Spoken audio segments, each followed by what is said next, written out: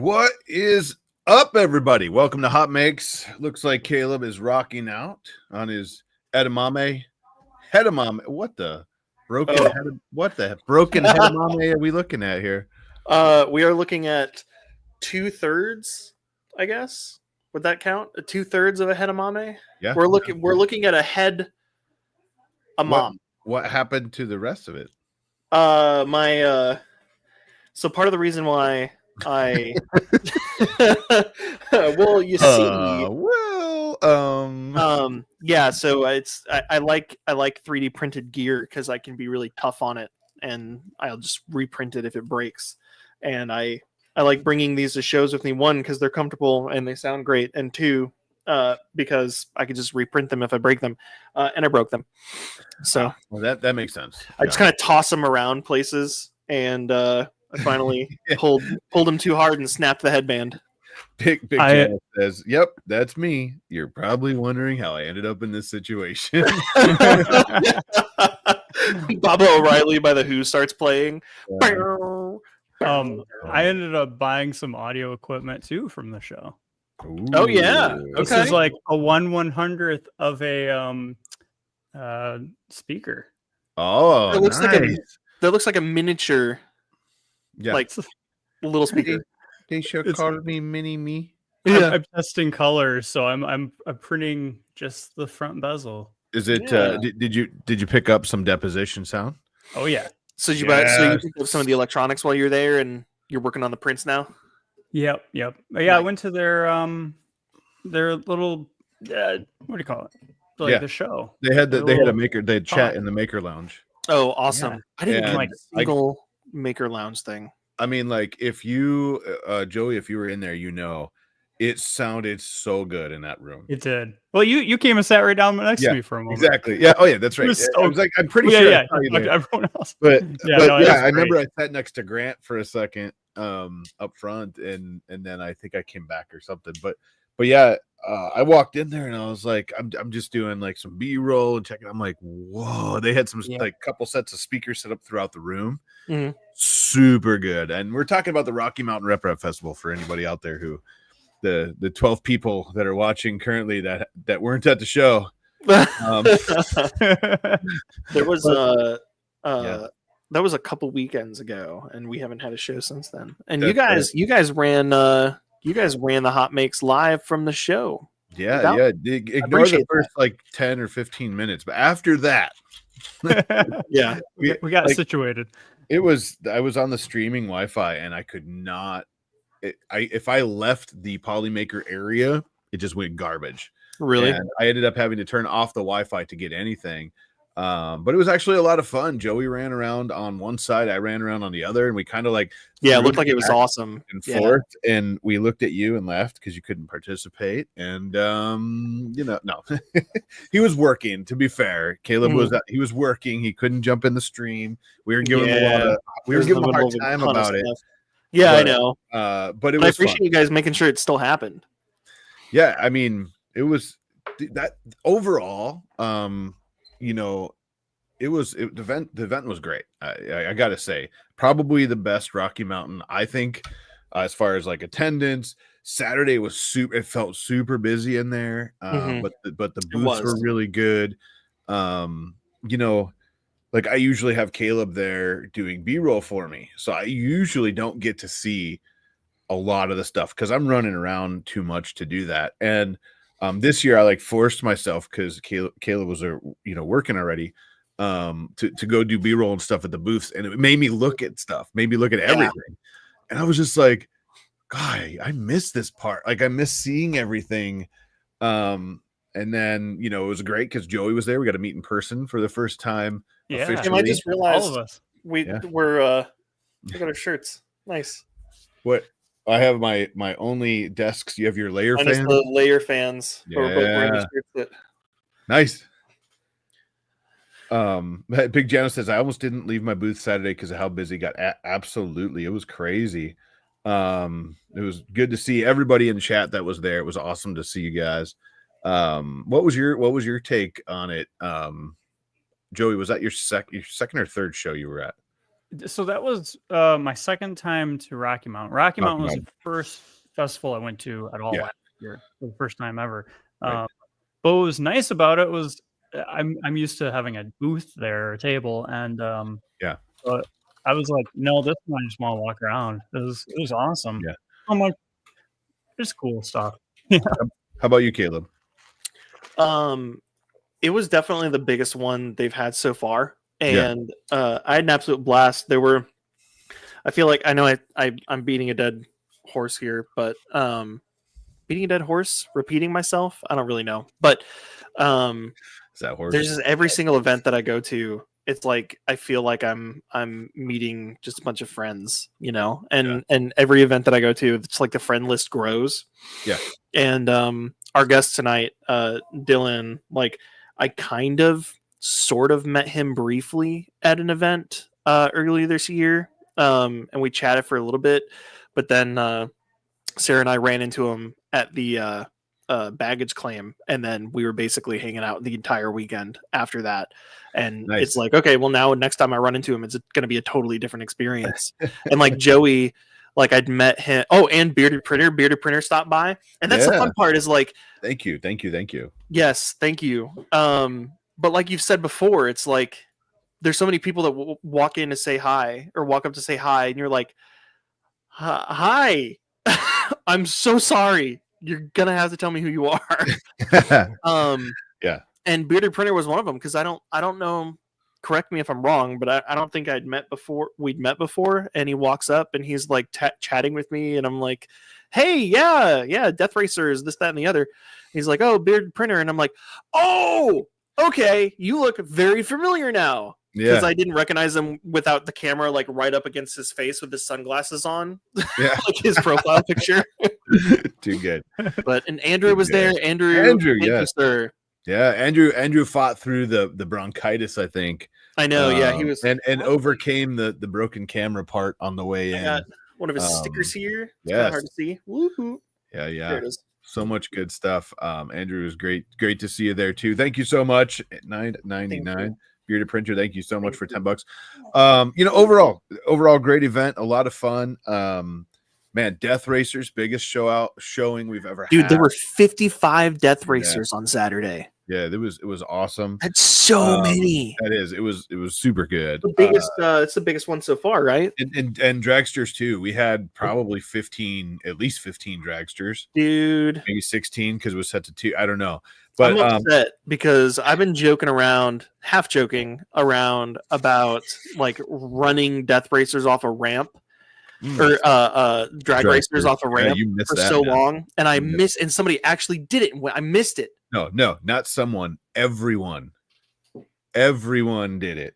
Well, I stand corrected. There was a couple people that didn't do it, but almost everyone. Someone brought a ramp, and we were like, you know what? Let's run it.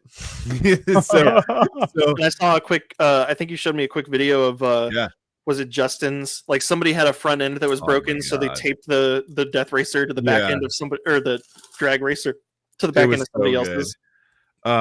Justin taped his to Rich, Denise's husband, Rich, and it was to his drag racer, not to him, right? Well, yeah, that taped it to Rich. That he taped him straight to Rich. Here, real quick, I'll pull it. But anyways, if you ever wondered what 3D printed drag racers are, they're amazing, but they're even more crazy. Trust me, they're not stable unless you have a good set of tires. Keeping it on course is not an easy thing to do. No. And then keeping it on course to hit a jump was even more crazy. Were there a lot of people hitting him like at an angle or sideways and just going nuts? By that time, most of them were broken, so they weren't kind of straight-ish. Yeah. And they weren't hitting them from clear, far away. I'm trying to. Real quick, Joey, what flavor of Liquid Death is that? Is it the dead? Yeah, Dead Billionaire. Dead Billionaire. Yeah, the Dead Billionaire. There we go. That's actually one of my favorites. Yeah. For those of you who don't know, Liquid Death does more than water. It's cans of water, but they also do flavored stuff. Like Dead Billionaire is actually an Arnold Palmer. Yeah. So there's that. What I love about their one of the things that I love about them is their marketing, where they take their social posts and some of their advertisements on socials are screenshots of people who had left them bad reviews saying that they're demonic and that they're the business of the devil or whatever the case is, and they just post those as advertisements. Yeah, it's like a complete flip of normal marketing. Yeah, I love that. Nice. All right, here we go. Real quick. Oh, here we go. This is what we're talking about. So Rich's broke the whole front end off. So he taped his to Justin, who had, I think, broke the rear end off. But they both had rear tires, so they both actually drove. It's a whole thing. It's kind of like a tandem bicycle. I think what I told you was it looked like a couple of dragonflies mating. Oh, Oh man. So, let's see. We'll do that one more time. Hang on. Demolished the front end of Justin's. And then, everyone was having so much fun with it. Some of them landed really nicely, like that one. Some of them not so much. Mm-hmm. I don't know what this one did. They're out of control. I loved it. That one did pretty good just to pop the hatch, which is good. Let's see. Oh, that one not so much. Oh, here's this one's great. Here. Just look up in the top section briefly in a second here. What did Big Jano do? Oh.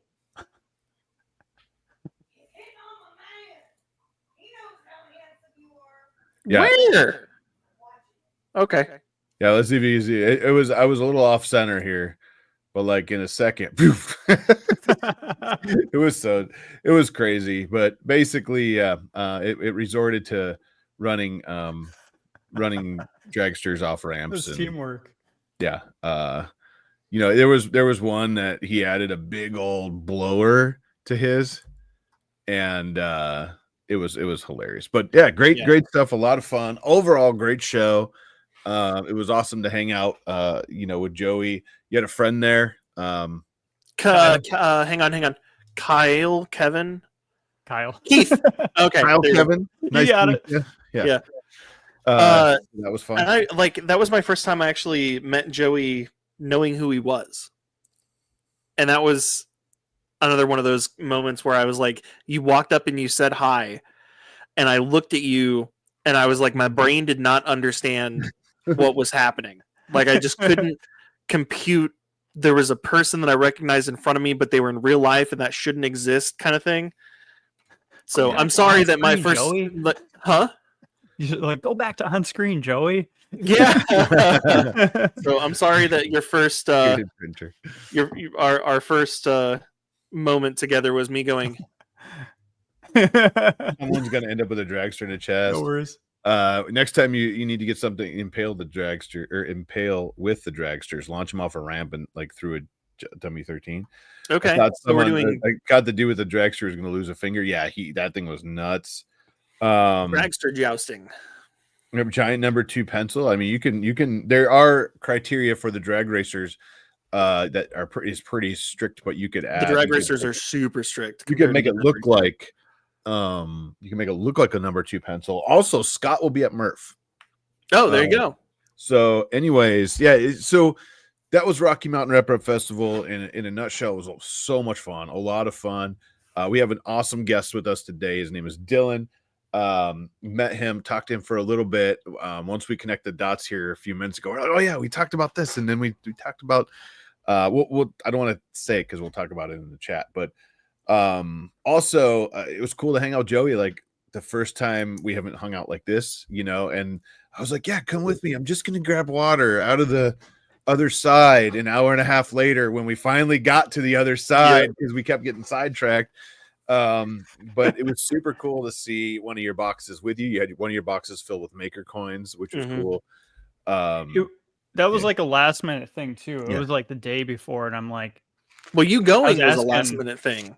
Well, like Karen, I reached out to Karen Chow, and she's like, take one of these. And I'm like, yeah. And I was like 100% going to take it. And then I'm like, I need to take more. Sorry, Yeah. just scraps the floor. I'm sorry. Maker chips. I stand corrected. Joey, Sarah likes your plants. Oh, thank you. I was actually trying to block the light from the window with one, but it's fig trees are terrible at that, I guess. Fig tree. You got some fig Newtons growing back there? I wish. Did you say fig trees or fake trees? It's a fig tree. Oh, I don't know what that Awesome. is, but it's there. a monstera? Yes, a monster. A lot. Let's see what else we got before we. I want to bring Dylan in pretty quick. Real quick. I'm testing new sandals. Yeah. 3D printed. Oh, check that out. That's They're cool. super Those look cushy. What nice. are those? Those are they're gonna be available through Big Tree Tech or BQ. They're super soft. I mean, they're super comfortable. They're made with a new filament they're coming out with. I should have a roll soon. And they actually showed the filament at the show at Rocky Mountain. It is like a ultra flex. You print it, and it's like I don't want to quote this wrong. I know I'm going to do it, but it's harder. It's like a 95 shore or something when you print it. But after it's printed, it ends up to be more like I think it's in the 60s. Really? I'll look up that, but it's super cool. And also, there's a basketball. The basketballs they had there were printed in it, and you could freaking bounce them forever. And I got one of the little tiny ones. I gave it to Tristan, and it's like palm-sized basketball. Mm-hmm.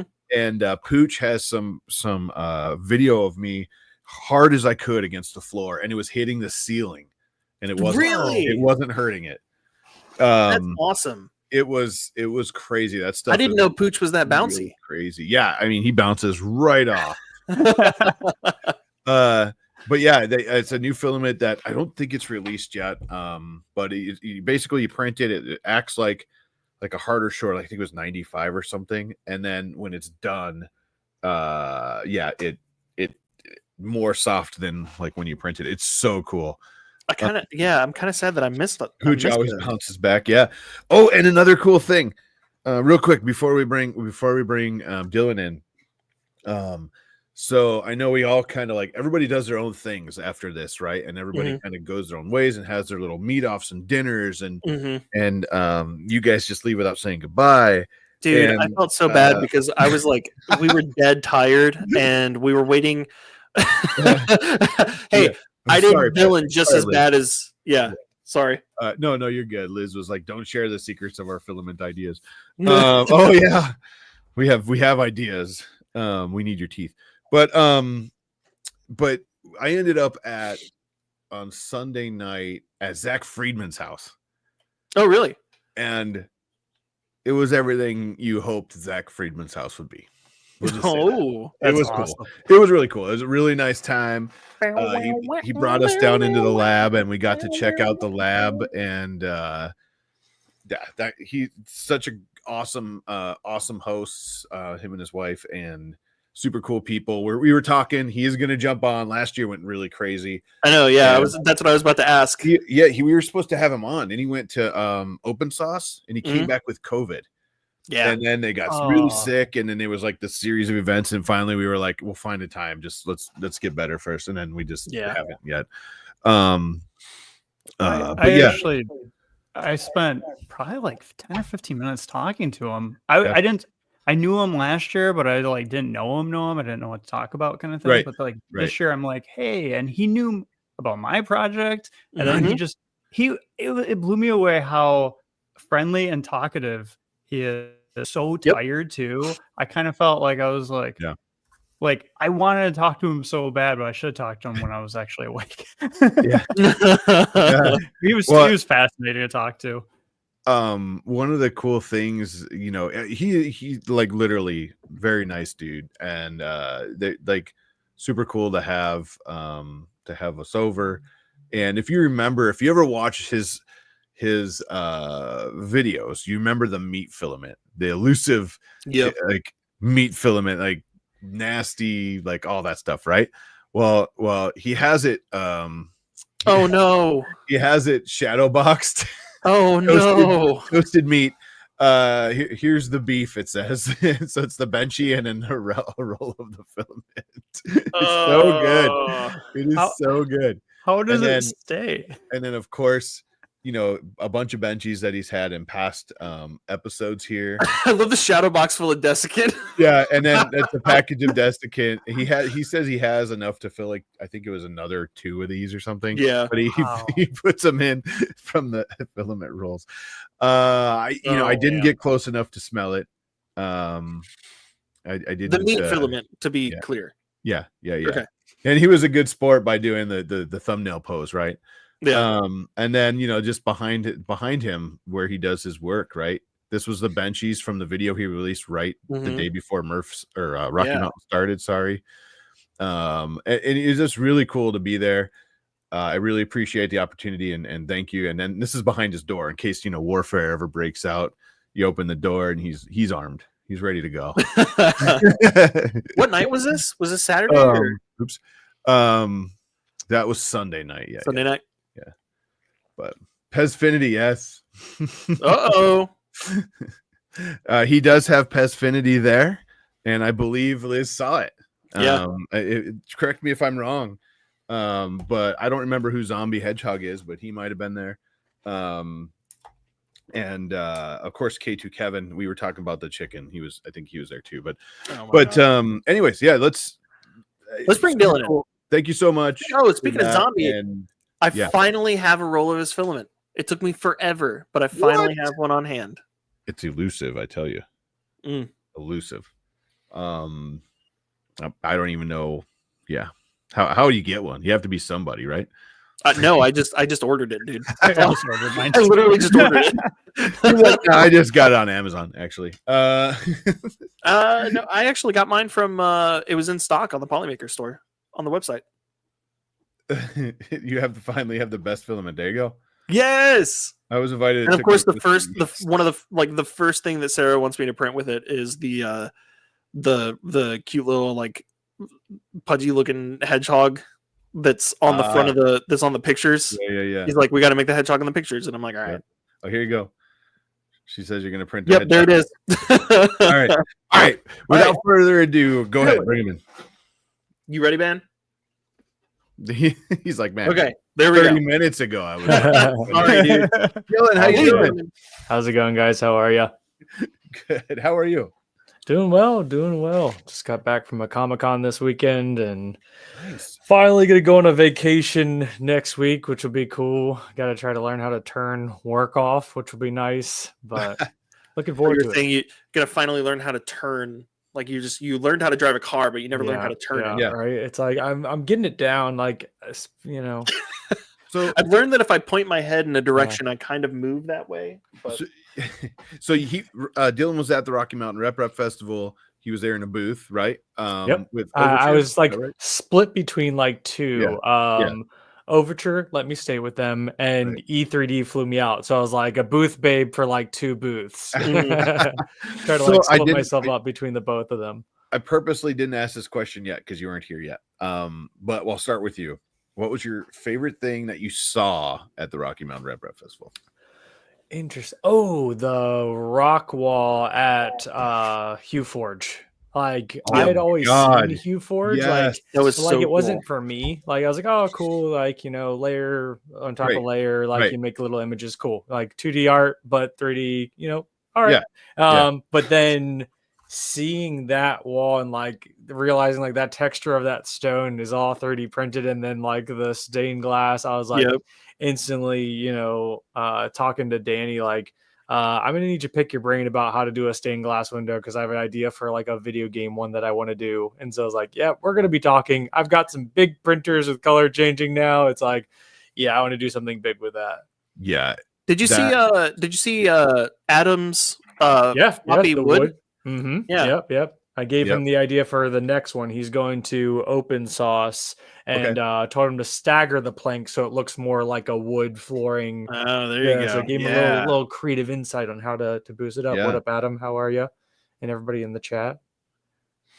Bearded Printer says, "Where's Iron Man?" Last I saw Iron Man was right? supposed to your right shoulder, I believe. This is a battle droid up here. Yeah. Battle Droid. Yes. Battle Droid from Iron Man.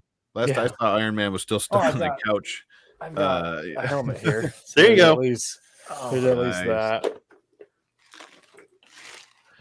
So we were talking, and I alluded to this earlier. This is like the first time you flew with it, right? Yes. First time I flew. Yeah. And how was that experience flying with it? Trying to figure out how to fly with a suit. Yeah, it was like, luckily, thank you E3D Nozzles for, bringing me out there and giving me the opportunity. I've had the suit for about 2.5 years now. Oh, I guess both my corgis are here. Come on, get up. Corgis! Say hi. This is my boy. What? This is my boy. Oh, my headphones out. 2 seconds. Hold on. Technical issues. All right, I can hear you again. Come here. Oh my God, he's so cute. He is so cute. Show your big ears. Come on. Oh, you have the big ears. You're not going to show them? Oh, Baby Yoda. There you go. What you're going to do? You're going to Baby Yoda it? Oh, he's adorable. What's his name? This is Leroy. Leroy. This is the other one's named and Jenkins. The other one, yeah, right. And then my girl is my baby. Lola, where are you? Lola. Come here, Lola. Come here. They call her not Lola. You, Leroy. They're so jealous of each other. She was a showgirl. Come here. Come here. Come here, Lola. Where are you? Was a corgi. Oh, you're over here? There you are. So smart. Oh, you're okay. Oh, you're okay, Oh. baby. You're okay. This is my girl. This is my baby here. You're okay. Welcome to Hot Dogs. This is welcome to Hot Dogs. Hey, that actually works with one of our hot makes. Yeah. All right. Well, we gotta get back to talking. You gotta get down. Are you okay? Okay. She was like, she didn't want you to pick her up, and then she doesn't want you to let her down. Yeah, she's the biggest ham. Like, you go to like unclick her harness, you haven't even touched her, and she yelps like you've just like killed her, and like it looks insane. Like you're like trying to get her into a car, you're like near an event or something like that, and she's like screams like you just kicked her, and you're like, great. And it's like, great. Now nobody's gonna believe me. I started to slide. It's like I would never hurt this tiny girl. She's my favorite thing in the world. Let me let them out of here. They came in, but then the door shut behind them 2 seconds. Oh, perfect. That's a good old reverse door trick. I saw a really cool print somebody made recently. I should have tagged it, but it was this really cool little device that you attach to the striker plate, or no. All right. After all whatever that, whatever the plate is on the doorknob, and it made it so that you could close the door, but it would kind of latch into place, being held away, so that your cats could walk through, but not swing it wide open. That's cool. Or close it. I do have to clarify real quick if it wasn't clear. Yes, these are printed. I just want to throw that out there. Okay. Someone asked me. Someone asked me, "Is that actually printed in that filament?" They are printed in that filament. Yes. I think Stefan just released a video about printed shoes too, right? Yeah, there's a lot of printed shoes going around, but it seems like that's starting to pick up. That's starting to trend. So, So what was flying with the suit? Yeah. So, E3D was like, willing to bring me out, and luckily we squeezed in on like the last like few days of Southwest's like 2 free check bags, because they just dropped that on the 25th. And so I was like, you know what, the suit's old. I've had it for about 2 years now. It was the last ERF. It was like a month before the last ERF is when I finished that suit. So I've been to 2 ERFs with it, maybe 3 now. I don't even know. It's been a lot. So like, it's been beat up, and it's nice that it's beat up now, so you care less about it. You can kind of clank it around and not really worry about it. And this is the same one you had at Rapid, right? Yep. Same one at Rapid. Yep. I only have the one. Well, when we were in the press booth, and I was holding a blanket in front of you so that you could change. Yes, exactly. So it's like I've worn it a lot. I've just thrown it in the bin and chugged it along. Now it's taken a lot of damage. It fell off the mannequin at Murph. And slammed on the concrete floor, broke. I welded it back together that event, whatever. So it's like, okay, whatever. If it breaks in shipment, we're okay. It'll be all right. Yeah. And so it's the perfect time to try with it. It snapped off a few like pointy pieces, like things like where it wraps around like riblets and stuff like that. But overall was really easy to fix and still looked fine and worked fine. It looks great. Yeah. It doesn't look like it's been had any issues at all. So I've always joked that suit would have 3 lives. I said it would be. I got to was wear just it gonna super say. pristine. So when I unveiled it at Fan Expo Chicago, like I said, like 2 years ago, and got pictures taken of it when it was super nice and shiny. Mhm. My handler had a microfiber towel like buffing me if anybody touched me and things like that. You know, it was super nice. And then as it's gone, it's got more beat up. And so I was like, okay, I'll go battle damage. And then when it gets really beat up, I think I'm going to go zombie. I'll have like a zombie helmet with it and let it just get like super destroyed, like a, you know, arms just dangling type thing, whatever. And so it's like, I always said it would have 3 lifestyles, you know. I mean, ironically enough, though, if it never gets to the zombie mode, it's because it won't die. So yeah. So it's kind of like it's already a zombie. Ooh, yeah. I thought when you were talking about that, when you said that, I was like, because we talked about that at Rocky Mountain, I was like, that is actually a really really smart evolution of the suit. Yeah, I mean, because it's going to get beat up. You're not going to keep it perfect forever. And you're printing another suit right now, but you're printing it in filament colors, right? You're not doing anything. Shout out to Polymaker. Polymaker and me are partnered to do a fully raw suit. So I'm doing Marvel Rivals, Iron Man. That game's really hot, you know, whatever. And so I got some of their like PLA Pro Gold, this cool blue teal for the LED bits of it. It looks really cool. I've got a few. Is that meant to be wearable or a static? Oh yeah, it's going to be completely wearable and everything like that. Just not sanding and painting. Just going to try to do it completely raw. And now with printers like the K2 Plus and like I have an Ender 5 Max, the bigger printers allow me to do the biggest pieces without splitting it. So there's not going to be any like weld lines or anything like that. So the way that it's so robotic, you'll never see where one piece starts and ends. That doesn't look like a genuine seam. Right. So it should just look really cool. I'll look like a little action figure because it's like a plastic toy. And it's just like solid colors with no painting. It's not really super shiny, that kind of stuff. That's going to be so cool. And we talked it doesn't have to be realistic because it's from a game, right? So I mean, perfect. Yeah. That's the best part. I've got 2 things here. I'll show you real quick.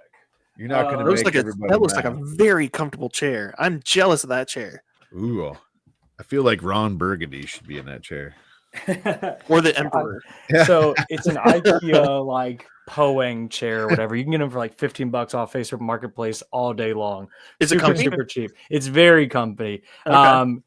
This is kind of my chair to like have like work-life balance. So like this is my studio. This is where I do everything.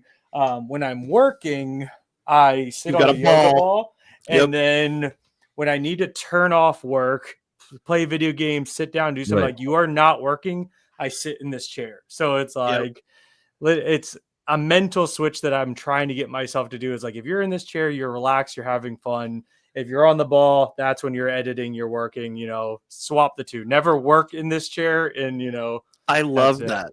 I absolutely love that. I appreciate that. I just don't have a separate space, you know, to be able to do that, and so I'm trying to give myself some boundary.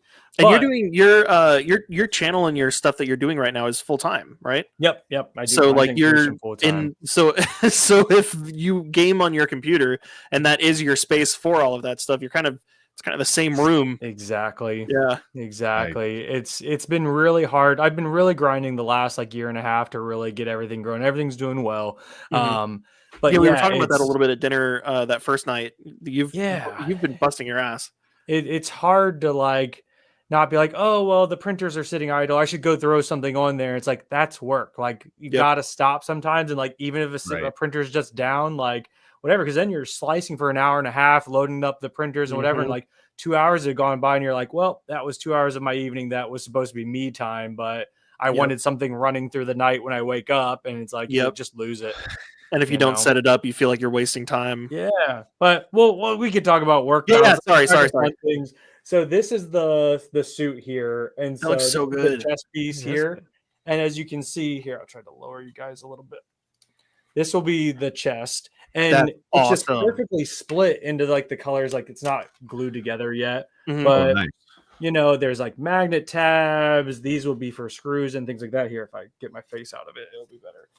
But yeah, so it's like it's gonna be fun. It's gonna look like a little action figure. I love that. That's so the lore behind it was I actually wanted to do comic book classic Iron Man first. So originally this was the goal. I was going to do a classic 70s like Iron Man suit. That looks awesome. And the problem with that, it's very smooth, very big and round. And it was going to be fun. My biggest printer at the time died out on me. And so I no longer could fit the chest without splitting it, which then would just have an awkward line through the middle. So I was like, all right, I've got to pivot and do something different. And so went with this one for now. But now with bigger printers, again, I'm definitely going back to that. Pivot. Yeah. Anyone else think of Lady Gaga's raw meat dress when Dylan mentioned the raw suit? Oh, hey, you could print it with the meat filament. Yeah. Oh, there we go. That won't smell bad at all. Not at it was all. It's one of the only Kickstarters I ever backed was one that ended up being like a total scam, but it was it was a cologne that supposedly smelled like space. And of course, asked, what does space smell like? Apparently, they worked with astronauts. Well, again, I never got the product, and the money never got back to me, so I don't know how much they actually worked. But apparently, it smelled like tech, like fresh tech, and like meat. Like, I don't know. Apparently, that's what about this. Hang on. I mean, I feel like it's like the thing, like there is no smell in space. Yeah. Like, so that's why you didn't get a product. It's like there is no smell. Like what it smells like on the inside of a like a space station. I don't know. Let me take now off I'm saying it out loud. mask. I feel even more stupid. But yeah. Well, while I'm floating in space, let me take off my mask to take a whiff real quick. Right. You want to know why we don't know? Because that person like imploded. So and all the astronauts really just smell funky as crap. Like they're like trying to bathe with like little water orblets, you know, as they're like, you know, so it's like just smells terrible. You know? Oh man. Yeah. But yeah, super cool to see you walking around at the Rocky Mountain Rep Festival. You had the Iron Man suit on. Yeah. There was a pretty funny moment, and I'm about to bring that up because I mean we need to. Let's see here. This is your Instagram, right? Which is full of like I had a blast with that thumbnail. Yeah. It's definitely full of gold here. Yeah. Let's just see. Oh. This is stuck in the So what happened? Yeah, so I'm gonna mute this, but yeah, there you go. With it being so beat up and just, you know, living life, and I was like, you know what? There's a couch right there. Like, how funny would it be to like put me on the couch? And I was like, pretty sure I'm gonna be stuck, but like it is what it is. Let's give it a shot. You know, I was like, I haven't got to do anything crazy like that. And then Joel just completely picks me up and puts me. I was like, okay, this is crazy. But then yes, legitimately completely stuck on there, and like it's hard to like chat with the helmet on, so like they don't know what's going on at the first part, but success, we got back up there. That's hilarious. It's like a beach turtle. Yeah, right. Exactly. Yeah, like when you see like old NBA stuff, like Shaquille O'Neal falling down or something, like you're like trying to get this big man back up off the thing, you know. It's like kind of reminds me of like old. He's giving you CPR. I love it. But the old shout out to Joel. He actually like blew and it was like into the helmet. I was like, oh god, it smelled like meat. Right. Do you remember the old action figures though that had like very limited movement? Oh, like the 5 points for articulation. And you're like, I'm gonna set them on this motorcycle or something. Yeah, as a kid, but they're still just like peg-legged out. Yeah, exactly. So that's exactly how it was. That's but amazing. Good times, good memories. You know, it's like that's really it's a crazy time. You know, I know we're all just regular people and stuff like that, but it's like coming into the 3D printing space and stuff like that. It's like, you know, I came in and Joel is already huge and things like that, and then it's like, never did you think like me buying like a CR10 off of Facebook Marketplace to start this up, and that I'm going to be like lifted in the air by Joel like during a thing, you know. It's like, we're all people, but it's still crazy, you know. It's like, how do you end up being in these circles now, like after doing this stuff? Iron Man casting. What's the thing? It's like I feel like printing is like a big leveler.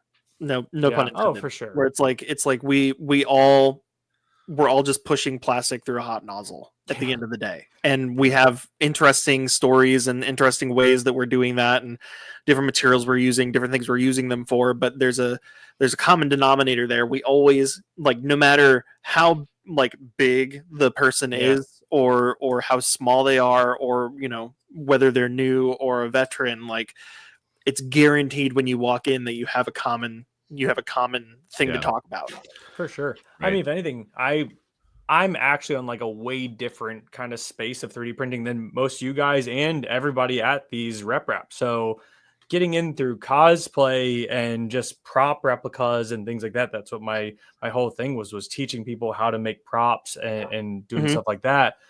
But I tell this story a few times that Earth, I didn't even know what Earth was. I thought Earth was a RC car like event or something. So I had worked with Overture yet. I had used Overture filament for that suit, and I saw they made a post that they're like, "Oh, we're gonna go to Bel Air, Maryland, this weekend." I was like, I'm like an hour away from that. I was like, I could probably swing that. I was like, I messaged them, I was like, "Hey, do you guys want me to bring the suit and like, show you guys what what I made?" They're like, "Oh, dude, that'd be great. I'd love help with the boot too." Yep. And so like I type in like Earth to like try to get the thing, and like there's like your death racers and everything like that. So I'm seeing all these like RC car stuff. I'm like, am I about to bring an Iron Man suit to an RC car thing? I'm like, whatever, screw it. And like, I get there and it's like all 3D printing. I'm like, holy moly, like this is awesome. Like this is super cool. And it's like way above like what I was, just using consumer 3D printers of, CR10s and ththings like that. And it's like, I had never heard of a rat rig and like,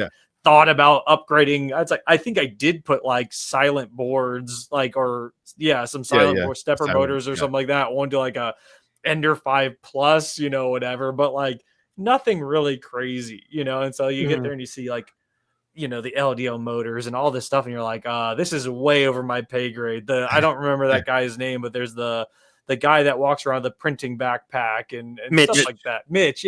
Mitch. And so it's like that kind of stuff was just like mind blowing. And then now I've kind of pivoted again. So like I pivoted into the cosplay space and stuff like that. But then I wanted to get more people into the hobby of 3D printing. So it's now shifted more to printer reviews and beginner 3D printing and stuff like that. And so I've been doing a lot more of these 3D printing conventions and festivals and stuff like that. And it's like, now I'm learning so much more about this side and understand, the 3D printer as the hobby, as opposed to 3D printing as the hobby, and so it's like, that's been really cool.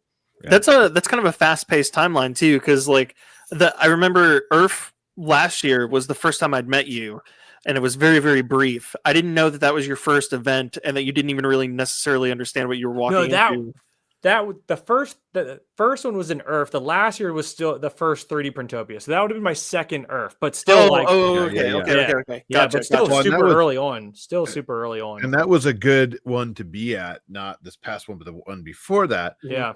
Because you had like Midnight Giant was there with all of his huge 3D printed props. Max was there, Metalhead 3D. There was a ton of props. They were both there last year too, weren't they? Yeah, they were both there last year. I wasn't there, so but sorry. No. So it was cool to see that side of it, and then it's like now I've done Creality events and Rapid and a bunch. I want to do more of these things. I want to eventually get to something like an open source and whatnot, and stay more in this kind of technical side of things. I still like to do Comic Cons. Are you going to Murph or Open Sauce this year? Open Sauce, I haven't had anything planned out. Murph, I think I'm skipping to finally do a vacation. So it's like, I was like, I'll probably like coming home right as Murph is starting. And it's like, sounds like perfect. I think I'm going to have to pass. What'd you say? This year. It sounds perfect. All I'm hearing are excuses. Yeah. It's like, oh man, it's like go to the beach or like a barn. It's like, I mean, if it's as warm as it has been before, it'll be just as wet. So exactly. Man, we've had some wet Murphs. Joey, are you going to Murph this year? I'm actually setting up my mock-up table right now. So nice. Well, I appreciate you getting me a table. We'll be there. Lindsay and Tristan are coming with me too, so we're gonna have a whole fun time there. I don't think I've met Tristan in person, have I? I don't think I have. I don't think most people ever have. I don't think. Well, actually, you know what? He was at Earth a couple years ago. Yeah, not this past 3D Printopia, but Earth, the one before that. So I take that back. More people did, but he spent most of the time by the droids, dancing with R2D2 and DJ Rex and all that stuff. So, but yeah, he's turned 5, so he's loving it. He's gonna have a blast, and I won't have to worry about, unless the floors are slippery. But I won't have to worry about it. I'll be like, where'd he go? Oh, he's right there. Like, I mean, they'll be able to run one row over, one row back. That's pretty much as far as you can see, anyway. Yeah.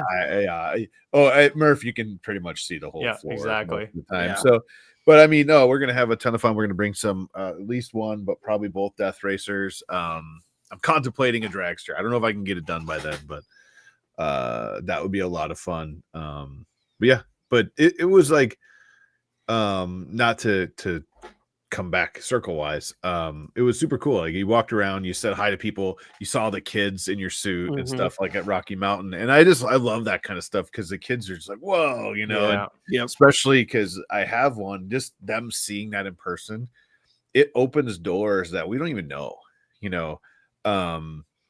in like we talked about, Tristan was at IRF, and he was only 3, going on 3, or maybe 3. I can't remember when that was going on. And with those droids, to him, that was life size. They were as tall as him, right? Yep. He's immersed in this thing where these droids are as big or bigger than him. And they were like communicating with them and dancing in dance parties and shooting lightsabers out of the top of R2D2s. And like, for him, he never will forget that. Like, he talks about it still. He talks about the droids. We have several R2D2s now, in different fashions, and I love that you're doing that too. Like, even like people that see you are always like, "Whoa, that's so cool!" But then the kids are super cool to see the kids interact with you. Yep, that's my favorite part, hands down with it. Actually, at the Comic-Con I just did, it was Big Lick Comic-Con in Northern Virginia, and the showrunner's son is like going into 4th grade, and he's been like super cool. The kid was like just so with it, like clearly like listening to like everything his dad says about like running a show. He's like, hey, do you need a pole and cloth to hang your banner and stuff? I'm like, what is this like 9-year-old like running the show here? I was like, this is awesome. Whatever. He's like, if you need anything, let me know. Whatever. I was like, do you want to wear like the top half of the suit, on like Sunday or whatever? He's like, that'd be awesome. And so like I put him in the top half of it, and like they had like the con photographer take pictures of it. That would be on my Instagram at some point for sure. You guys will have to see it. But yeah. Like doing that for them. And same thing at Remurf. Mike, which was one of I think he's one of the engineers from E3D. He was talking about like how his kids love it. And so like I filmed like a video for his kids back in the UK, but I was like, Mike, you need to get in the suit. And he's like, what? And I was like, yeah. So we put Mike in the suit on Sunday and like filmed it with them. So like his kids got to see their dad in Iron Man, That's so cool. It's like stuff like I love helping other people, make memories with it for sure. It's like, and awesome. Speaking of E3D, the 5-axis printer that was in their booth was freaking. Yeah. I think that was Duet 3D right with them. Right next to them. Yeah. Or well, they were like one big. Yeah, like a big like U thing. Yeah. I do have the contact information for him. We've been emailing, and we're gonna get him on the show. Cool. He's cool. 6 hours ahead, and so it'll be perfect, because he said, I'll go on at midnight, that's fine. But we had this idea, because he was talking to AI about this 5-axis printer, right? How they take the model that they want, and they throw it in the slicer, and they say, here's your axis, this is how they work, figure out the best way to print this. But they have that item that they're trying to print, right? And then the machine that they have, the slicer, I guess, like kind of figures out how it wants to print it in all the different axes. I think I'm pretty sure Joey was standing there when we had this discussion. So I was like, wait a minute. I'm like, I can't wrap my head around this. So I'm like, wait a minute. What if you had AI blindly come up with a model and then slice it and then print it? What would it print? Oh. And he was just like, a robotic middle finger. Yeah. He was just, I just got goosebumps. He's like, hang on. Let me think about that. And we talked about it for a minute. He's like, what would it do? Would it do a benchy? Would it do like a printed version of itself? Like, what would it come up with for the very first print that you told AI to create to slice in AI for this specific printer. Like, what if it made something where it's like the human brain can't comprehend it? Like as soon as it prints, anybody who looks at it, their head explodes. Yeah, it's like it tells you need one more access to print what it wants. You're like, wait, there's another access that you don't know about. You know, you're like 4-dimensional items. Gosh, you know, but the best thing about it, he's like, I think we could do this. And he's like, the guy right here was another guy with him that was programming him and stuff. He's like, I think we could do this. And I was just like, we need to do. You need to let me know, like, what is the 3D world prints itself legs and like tries to walk away. It's like, it somehow prints something with sentience. Like Karen Chow says a benchy with 6 fingers. But like that machine was amazing, and the whole show, like I said, was good, but it was really cool. It was cool to see you walking through the aisle, and I think I got some good B-roll, if I remember right, of you like walking. I think it was behind you, so I was like, nice. But other than that, what else is new? I know we talked about at the show a little about how you got started, and you started with like a CR10, like you said, that you bought off Marketplace, right? Yep. And kind of progressed, and a lot of us, not all of us, right? Because some of us are more new printers that started with newer printers, but a lot of us here probably did the same thing. We started with Enders or CR10s or Anycubics or whatever. How did that progression go for you? It's insane. It's absolutely insane. So it's funny. I always say like the CR10 is where I started because that's truly where I got started, but like technically no. The first one ever, I had an Ender 5 Pro or Plus, whichever one had the floating bed. So like it only had the one guiding rod in the back, so the front bed floated. Ender 5 Pro. Was it this 235 size? I couldn't even remember. Was it smaller plate?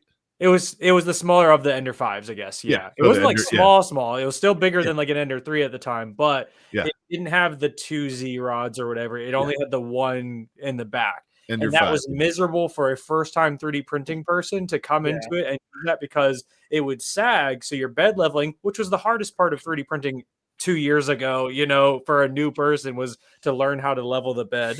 So I was like, that sucked. And there was like, people had like mods that you could print arms to support it. But if you didn't have a printer that could fit the arms to print the print, it was like, what am I supposed to do? So I had like 15 fails of these arms to start with. You know, I was like, this is miserable. Luckily, I had gotten it because some dad had gotten it, thought he was going to print toys for his kids, hated it, and was like, threw it on Facebook Marketplace for super cheap. And it came with like 20 rolls of the worst PLA you've ever seen in your entire life. And it was like every rainbow color you could think of. And I was like, whatever, you know, I got it. Got it, hated it, and immediately flipped it on Facebook. I was like, all right, I'm out. Like, I'm done with this thing. And then my buddy was still into 3D printing. And I was like, man, like, why does he make 2 of everything? Like, he wanted to make cosplay props. I was like, dude, I would just make 2 of everything, keep one, sell one. And that thought alone got me back into the hobby. I was like, I'm going to do that. Why would I like just let him? I'm like, I'm going to do that. And I got this like Anycubic 4 Max Pro thing that was another like box printer. It was like a Core XY printer. But again, like, you know, I don't know. After COVID, I have no idea what years are, but it was sometime slightly after COVID. Before the dark also had terrible layer shifts every time. And I didn't even know they were called layer shifts yet. I was just like, this thing can't print. It just stacks it all over the place. Like, it looks crazy. I don't know what's going on. And the problem with that printer was there was no resources out there. Nobody had one of these things. So nobody could tell me how to fix the issue. But if I had an Ender 3, there was 5 billion videos of Ender 3 fixes. So I was like, screw it. I'm getting off of this. I hate this. This stuff sucks. You know, I'm out. I put it back on Facebook. And when I put it on Facebook, in my area, there was a CR10. And I was like, oh, dude, somebody's going to buy the CR10 before they would buy mine. I literally bought the CR10 so that I could list the Anycubic so somebody would buy it. So I didn't even buy the CR10 to print. I literally bought the CR10 to get it out of my little Podunk Towns Facebook Marketplace. Are you serious? 1,000%. I literally just bought it so that way it wouldn't be sold before mine did. Wow, that's awesome. Sold the Anycubic, and I had to clean up the CR10 in order to like get it postable. The guy had done like glue and like masking tape over like the whole bed, and had like it came with like a Lowe's stack of mirrors that he was using for bed. Oh yeah, yeah. So like, dude, I've got to like clean this up. I can't like post these pictures or whatever. I was like, I can get better money out of this dude than what I paid for it if I just clean it up a little bit. Yeah. I cleaned it up and I run a print and the print works. And I was like, huh. I was like, okay. I was like, this is pretty cool. And then I was like, you know what? I'm gonna fire off a Mando. And like I was too afraid to do like a long print. So I cut the Mando in half, like top half, bottom half, printed it and it worked. And then the dome printed. And I was like, huh, like this is pretty cool. And then I was like, screw it, let's try a one-shot Mando, and did the one-shot Mando. I was like, all right, I like this. And so then that's what got me through it. And like it literally was buying one just to get it off of Facebook Marketplace. So I started there. Wow. And then I had the like 2 CR10s. I just kept grabbing CR10s when I was building the first Iron Man suit. The channel started to do well, and networked for like an Elgoon Neptune 3 at one point and got one of those. And then the channel kind of boomed again, and I like networked for like a Bamboo P1S, and that was super cool. And then now all of a sudden it's like that Black Friday from last year hit, and like every company's like, here's a printer, here's a printer, here's a printer. Right. So it's like I'm still in like Jut's consumer printer space. Like I haven't done any of the, Vorons or things like that. I've never really done anything for myself with like learning that side yet. Sure. But it went from literally $150 Facebook printer to having a crazy fleet, like the H2Ds downstairs. And I'm like, I need to set this up. Like, my mind is just like, how did this happen? It's like the same thing. I did Creality's 11th birthday event at Rapid. Mm-hmm. And I did a panel there, and it's like Sterling with the, McLaren Lamborghini, like he's a laser physicist. You had this guy that does the STEM program for Purdue. You have the guy with the like bionic arm, and it's like all super smart people. And then like, I sand and paint really well, it's just like super crazy. I'm like so excited to be in this space, and I'm just loving it. It's like just a good time. That's awesome. What's cool to hear that story about the CR10 too, because it's interesting that you bought it really to get rid of your own printer, and then it turned into whatever. But my favorite thing is you said you had a stack of mirrors, man. I remember. I probably a few of us in the chat will feel that in our bones. Like those mirrors were great to print on if they printed good. Little hairspray, little aqua net on there. You get the mirrors and that finish on the bottom. It's like a mirror finish, right? Yeah. But if you don't flex it. It wasn't a flex plate. No, you had to wait for it to cool down and like. Yeah. And something to think about is that Mando that you're talking about, the first one that you did full probably took 4 days. Yeah. 1,000%. Literally, which is like, it's nowhere near the quality that they look like now. Like Layer Central, Yeah. And now using, it's like, God, that's going to take I was using hours. Cura. I haven't used Cura in so long. It's insane, but like having to get different plugins for Cura and like hope that it made rounding, better. And no such thing as tree supports. And I had somebody reach out to me recently. They were like, I bought this printer for $100 off this guy's wife who didn't really use it anymore. It's a Flash Forge Creator, like with the wooden frame and everything. And he's like, I was looking up documentation on it, and he's like, I started downloading Cura, and I was like, stop the download, dude. Hang on, wait until Wednesday. I'll come help you. Like, No, but it's just been nuts. And like on top, so like again, going to Earth for the first time and meeting, these amazing 3D printers, I really didn't have a community of 3D printing people to talk to it about even then. Like it's like I knew a few cosplayers and like there's some overlap there, but hadn't really like networked any other 3D printing people at all. I get there and they're like, I've been doing this since about 2009. There was no heated beds. And I'm like, I was graduating. I was like going into college at 2009. I'm like, and you guys were 3D printing. And if I knew this existed then, that would have been insane. Right. Probably wouldn't be able to afford it then, but still would have been crazy. It's like, I didn't even know these things existed at that point. So, but it's cool. It's a crazy world how all of us end up in these same places. And the cool thing is like, we'll all meet at another show and be like, hey, what's going on? You know, and someone said it earlier. It's just a big family reunion. And for sure. And it's super cool to get your backstory too. I appreciate that. There's a lot of fun chats here. Andrew Rogers said he had to have dinner with the fam, so he needs a complete recap of the last 40 minutes. All right, we'll go ahead and start Rap Festival started with a CR10. Start over. Yeah. There you go. But yeah, I'm super excited. Wow, I just had a heart attack. What I was gonna say is my H2D. I started while you were talking. I started printing a print for a friend's boat. He had these little cup holders, and these dumb cup holders are like kind of wide, and then they go real skinny in the bottom, and they're only like this tall in his boat. And he's like, "Hey, if I brought this in, could you do something? I have a 40-ounce water bottle, a big water bottle that's like has a big bottom on it." And he's like, "It just wobbles in there," and I'm like, "Yeah, bring it over." I showed it to my wife, who's much better at designing than I am. I don't design anything except for nothing. So she's like, "Hang on," and she got the measurements. First prototype fits perfect. He's like, "Can we make it a 1/4 inch shorter?" I think the cup was too deep and it was like sitting on the rim. So he's like, maybe just a 1/4 inch shorter would be perfect. So I was like, I remembered in this. I was like, I didn't print that yet. I was super busy all the week, all weekend. But what's cool is we could sit here having this discussion. I can take that model my wife just finished for me, put it on my computer here. I'm at my studio. She's at home. I could start it, and while we're talking, it's printing. And I didn't. Is that what you were slicing earlier that I saw in the background? Yep. Yeah.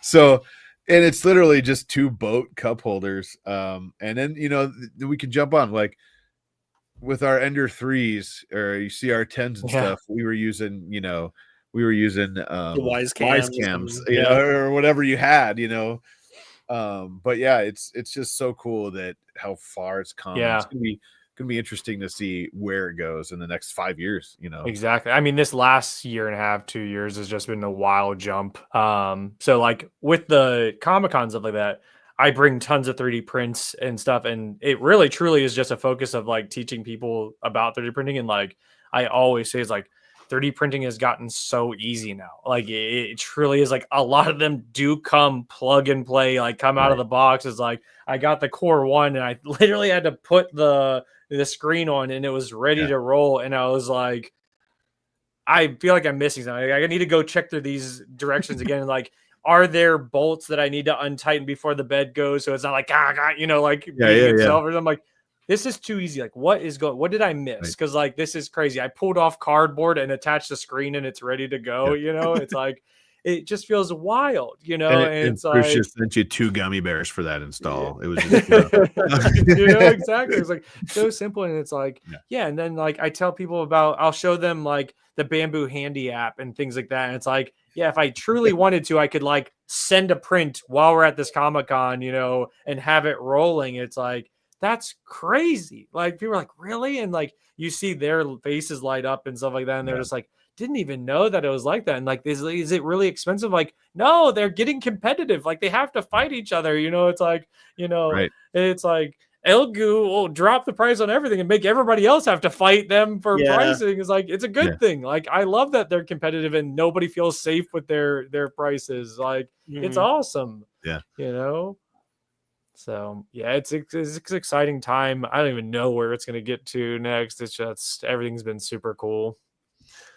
It's you never know. I mean, there's some stuff coming down the pipelines that is going to be ridiculous. I mean, look like 3D printing aside, look at the UV, the Anchor Make UV printer that's sitting right there, right? That thing is over $30 million on Kickstarter right now. It's the second, or it's going to be close, but it's right now, I believe it's the second biggest backed Kickstarter ever.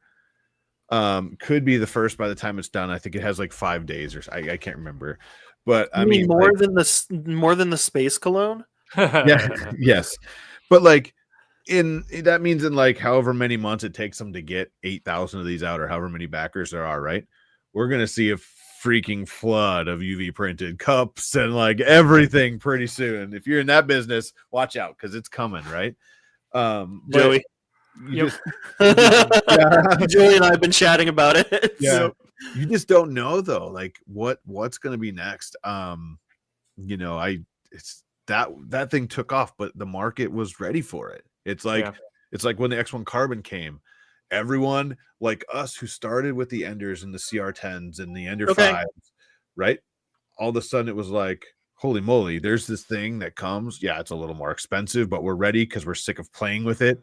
It shows up, it prints 4 times as fast and better. the first time I saw the print quality on that thing was just mind blowing. It was just like, wait, they're lying. This is not 0.2. Like 0.2 resolution. You're like, this is a lie. Like, I don't see anything, especially in like, and then like it, it's a little bit hotter. So like it even takes like a standard shiny fill and makes it a little bit more matte. So like it does a good job of hiding layer lines out. And you're like looking at this stuff and you're just like, what? Yeah. Like, this is crazy. Right. I had like serial number 6, my X1 Carbon is. Wow. For it was Brian Vines, myself, and Modbot. Daniel got them in first. And I brought mine. I got it in May, which was perfect because they started their Kickstarter. And I got to bring it in the middle of their Kickstarter, I got to bring it to Murph.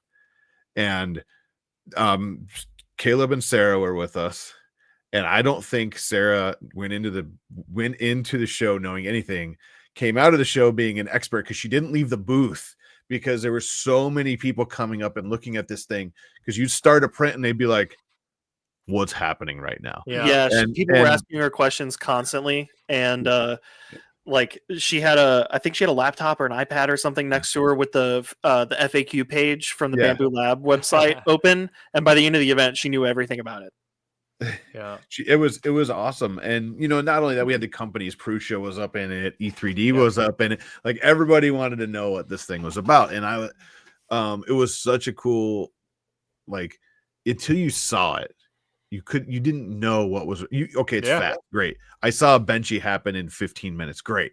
But when you saw it in person, out of the box, it was like, holy crap, and I remember when I was editing the video for that, when you first had it, and I was like, I feel like I have to put a disclaimer at the bottom of the screen saying that I didn't speed up the footage.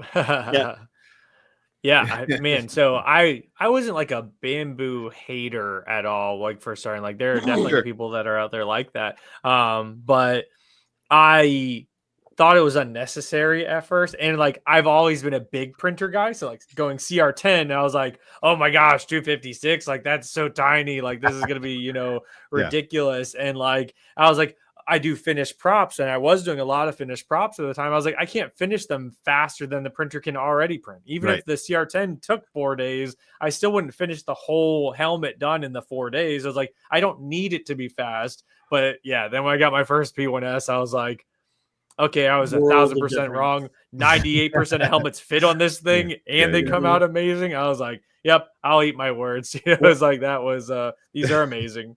And the problem became not like what you're going to print.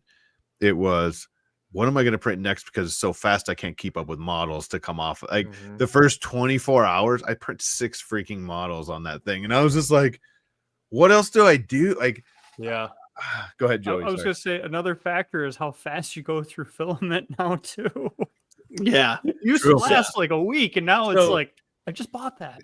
To add to that, I used to just do the prop, so I would just buy black filament. So like I would get black filament all the time, and then now like the quality is so high, and the modelers also, shout out to all of the modelers, they're getting better, textured Spider-Man helmets and things like that, to where like you don't have to sand and paint. And it's like, now I'm like, okay, I need to go to Polymaker and get, all of these different colors. And so now I have this giant amount of filament in a closet, because like back then they didn't have to have an overstock because it was just always black. But now it's like, man, tons of filament choices.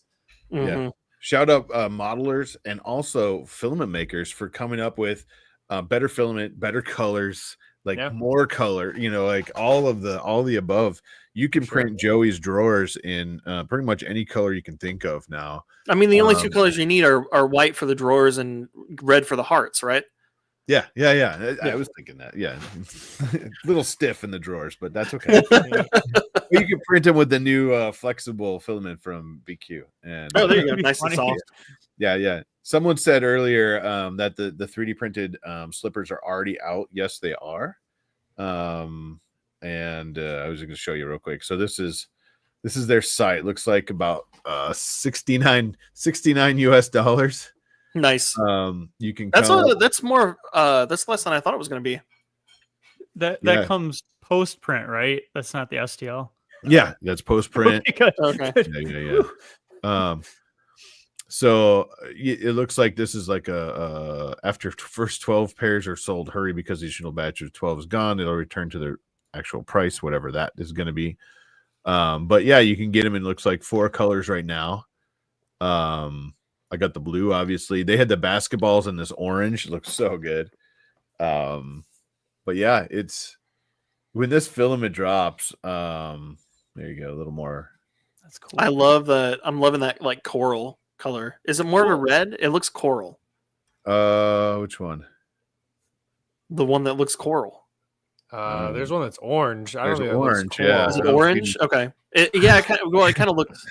I was like, I see blue, white, orange, and black. Yeah. I don't know about coral. On my screen. It looks kind of like one of those pink oranges. That explains my color grading. No, I'm just joking. Yeah.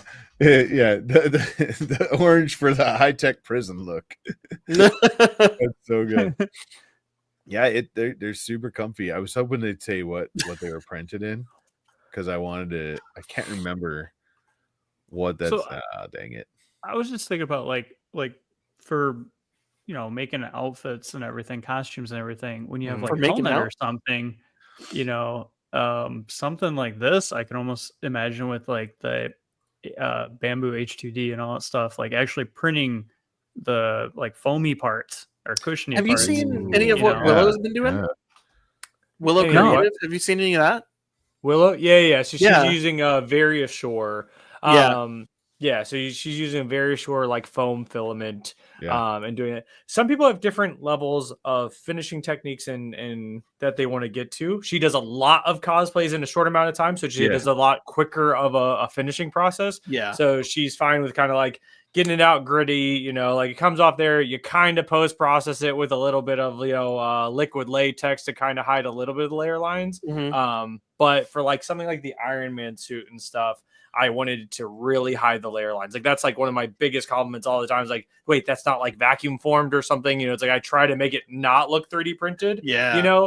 When doing the flexible filaments, a lot of them don't get post-processed as well as there. But what you're saying though, say printing your own almost like bicycle helmet cushions to put into the helmet underneath to make it comfortable. That's a great idea. Something that's hidden or whatever. I talked about Caleb Coral is going to be my my maker spool. I talked to Danny and we talked about doing a TPU Hue Forge of like wires, so like a picture of wires, and then putting that in my gaps, so that way it would look like wiring kind of over my hips instead of using like bodysuit. Yeah, that way it wouldn't cover anything. If it's a little bit layer liney, whatever, it's not going to really matter, but it would just add some depth to the suit and kind of hide some of the I don't know, my body. Thought that would be a cool thing. Yeah, so there's definitely uses for it for sure. I was going to say another thing too. I noticed watching your videos, you're very good at like the economical breakdown of things. Like a lot of things people don't think about, like post-processing or adding like too many features to things or varieties. It's like, like for people that want to make stuff to sell, I thought that was kind of interesting because I don't know, for me, I'm always like, I don't know. I never got into selling stuff, only just designing stuff. So it's like, I'm like, I can add this feature. And then you learn after a while, like don't feature creep. Like there's definitely a part to designing that you're like, oh, if I do that, now I have to go through all 100 and something of my current drawers that are out there and add this to it, which I am doing right now. And I'm like, why did I do this to myself? But whatever. Yeah, I don't know. It's just like almost like the same idea with how I thought to buy a printer off of Facebook Marketplace to then sell my own 3D printer. Like ideas like that. I maybe am too analytical of processes of things. So it's like the same thing when I don't do real commissions anymore because they're so hard to get your money's worth out of it. But like I see a lot of the 3D printing, like 3D print farms, and a lot of them don't take into, they don't think about the small bits of time. Like I talked about, even with my own work time, like, oh, I could just throw something on the printer. It's like that time will creep into things. And it's like, they're not calculating the time they spent on the slicer. They're not counting the time that they're going on to, pirate ship to create the shipping label and do it. It's like, I know it sounds like an easy thing, but all of those adds up. And then it's like, dude, if you're selling a tiny print and if it's under, $30 or whatever, it's like, you spent 2 hours in the random bits before you even got to filament costs. I'm a little bit too analytical sometimes on there, but I do like to. No, that's good though. You're aware of like the value of the time. Where there's a lot of people, like there's so many people at local shows who end up selling 3D printed items for like stupid cheap, and it drives the price down for everybody else. Mm-hmm. But at a certain point, you have to be like, okay, I'm just not going to sell that because they're clearly not making their money off of that. If they're selling this thing that I can't sell it for less than $40 and still make a profit off of it, and they're selling it for 10. Clearly, they aren't doing this to try to make a living like I am, and they aren't making any money off of it. And then other feature things like you're talking about, like it's wonderful when you meet designers that are willing to listen to the person that 3D prints a lot of the things and make changes. So Dio3D, they're the one who did the Iron Man suit. They are fantastic when it comes to taking feedback. They've designed a lot of different things and like they'll let me get it and then go through it. And it's like even just overhangs or something. It's like, why does this protrude out? Because now support is going to have to go all the way up there. Could you change that to a 45 degree where then now a layer is going to print on top of a layer? So that way you don't have to support a tree support all the way up to this model. Like things like that. It's like, it's nice. It's nice when you have a modeler that also 3D prints, but then it's also nice when a modeler takes your feedback, And like something that like stuck with me and it still sticks with me for like they had a helmet for, I don't remember exactly what it was, but they had a helmet for a Star Wars outfit that was like it was advertised as from one of the movies, but the little details were actually from another one of the movies, and I was trying to find one from the movie that they had advertised that was from, even though the details were off. So I reached out to them and I was like, hey, the details are wrong. You're selling it as this. Are you planning on releasing the other one anytime soon? And they were like, oops. Okay, we'll let you know when we're done with the other one. And I'm like, oh, you're just going to make it? And they're like, yeah. Thanks for letting us know. We'll let you know when we're done making it. Yeah. Okay. Yeah. It's always nice when they're willing to have this, and like as long as you're not like a butthole about it too. Don't be like, oh, this sucks, whatever, and complain. If like you give constructive feedback, like there's been times where like I've had to draw the thing to show Dio3 like how should we split this, or it was even things that were convenience things too of like packing it for a Comic-Con, right? So like originally a lot of their suits wrapped almost all the way around your body and had a back plate to it. I was like, can you move the split to be on the side so that way they can lay inside of each other inside of a tote, so that way it is easier to stack, and it's like, because people are going to have to get these cosplays, from their house to said event too. So like, it's a feature that you're not going to think in the modeling process, but just being open to listen to it. It's like been awesome. Been super awesome. Andrew Rogers says so many cosplayer designers on cults never even print the files he creates. So there's so many unprintable files, and you won't know until you actually print them. And that's another reason why, like, if I'm looking for like a helmet or a blaster or something like that, I'll usually go to either Dio3D or like Aaron at Galactic Armory, because I know these people are printing them, like designing them. Either they're designing them to print themselves, like Aaron is, or they're designing them and listening to printers. Indie Nation says PLA HR is a flexible PLA. That's what they use for airless basketball. That might be what they use for some of the airless basketballs at some point. That the stuff I'm talking about is called Moreflex. I just looked it up. It's called Moreflex. You'll see it soon. The BQ stuff. BQ, yeah. It starts at 90, ends up at 75 once it's printed. So it prints at 90, so it's easier to print. After it's printed, it softens up to 75, which is pretty awesome. But that, yeah, they showed it at the show, kind of debuted it or whatever, and that stuff was so cool. There's so many cool things that you could do, and so many people have issues with TPU, right? Because TPU, especially soft stuff, is not easy to print. So yeah, I'm excited to see that. Yeah, what time we got? We got about 7:20. Do you want to do some hot makes soon? Yeah, we have a ton of them to catch up on. Yeah. So are you gonna hang out for some hot makes? Sure. Sounds good. Sweet. All right, let's go.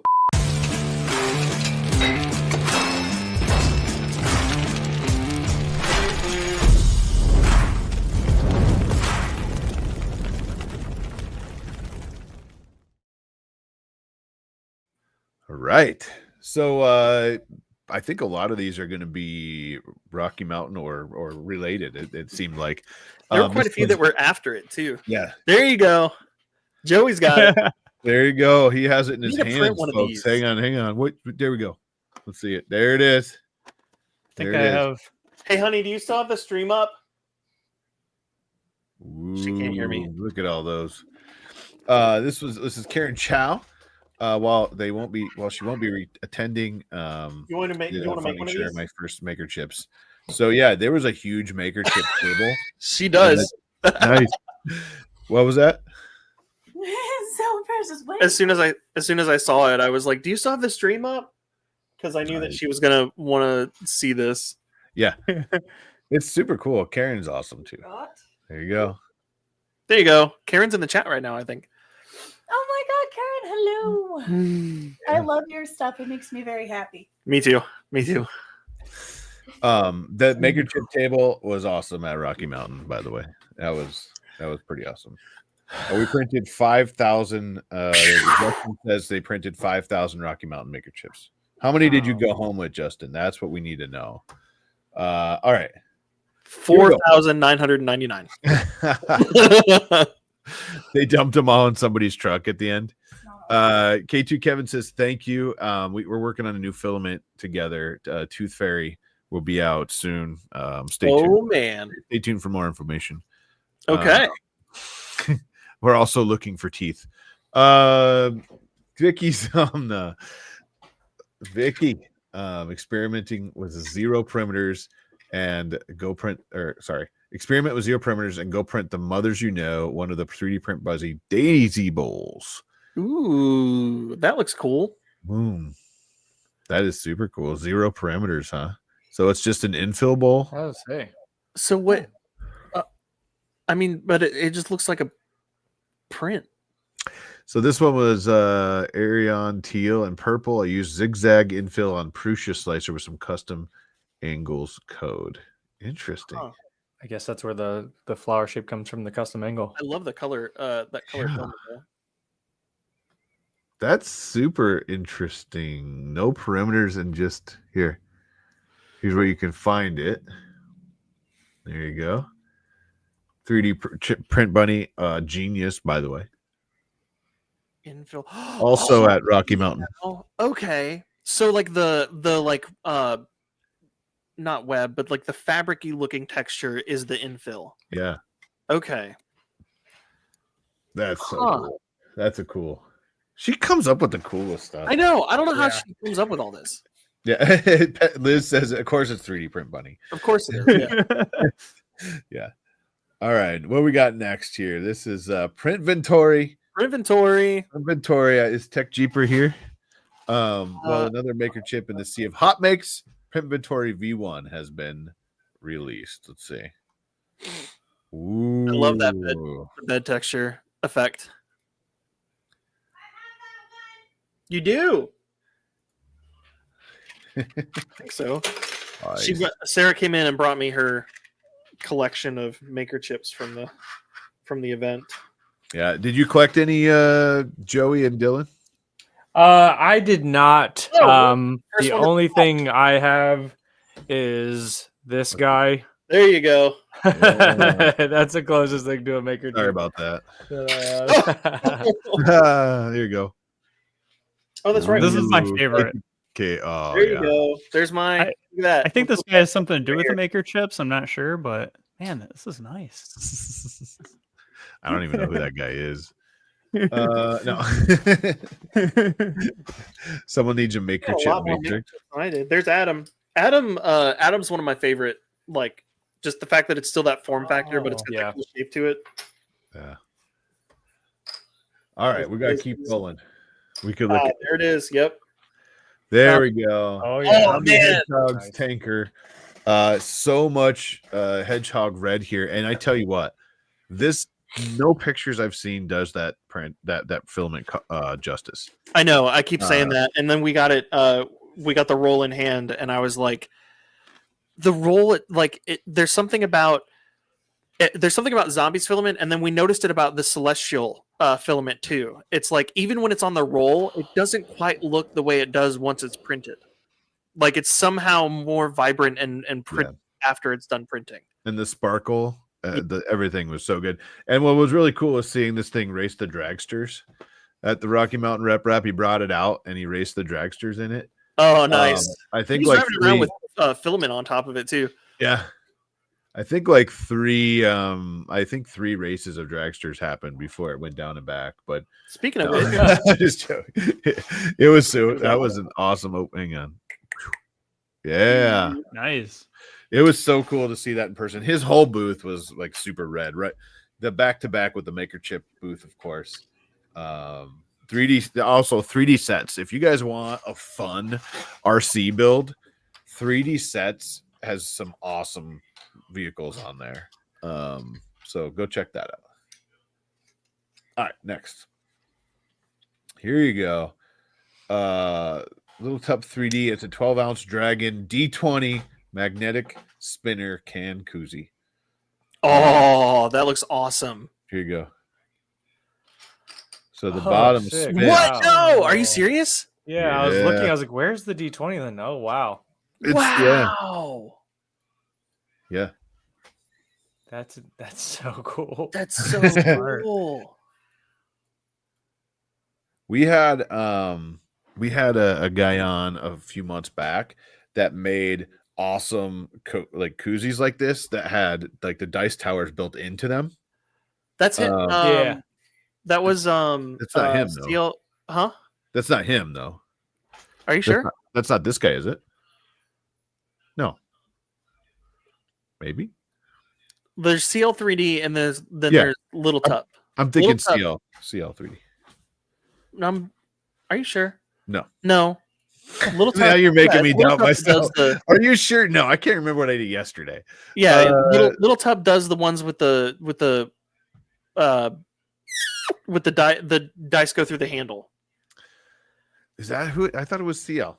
It does. No, CL3D does koozies too, but he doesn't have the ones that go the dice go through the handle. Dice tower drink holder. I think even STL Flicks has something similar to that. But that right there, that D20 spinner. See, Little Tub is always like he's always coming up with I'm like I'm gonna close the stream and go print one of these because I have a really good painting technique for wood, and that handle looks awesome.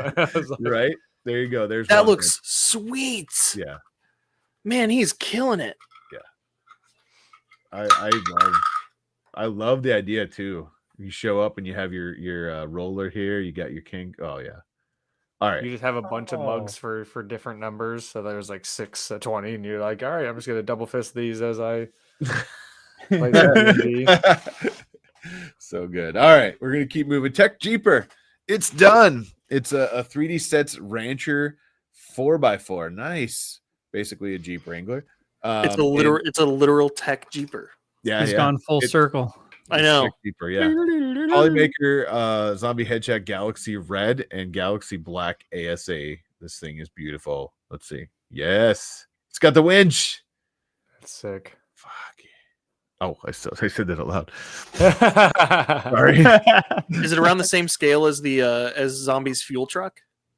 I think so. Oh. Well, I don't know. Oh. It should be similar because 3D sets it's all pretty close. I have like 3 of their models. I have one of them printed. I just need to put it together.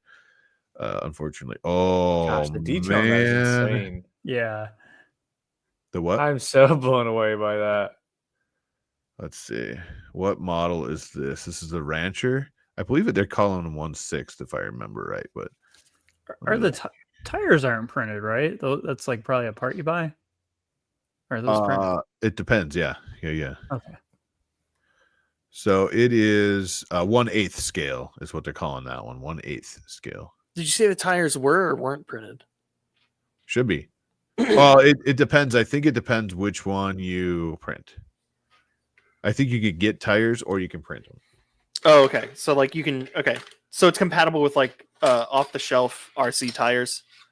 Maybe. Okay. It depends. One of the hot makes where you go to not get any details.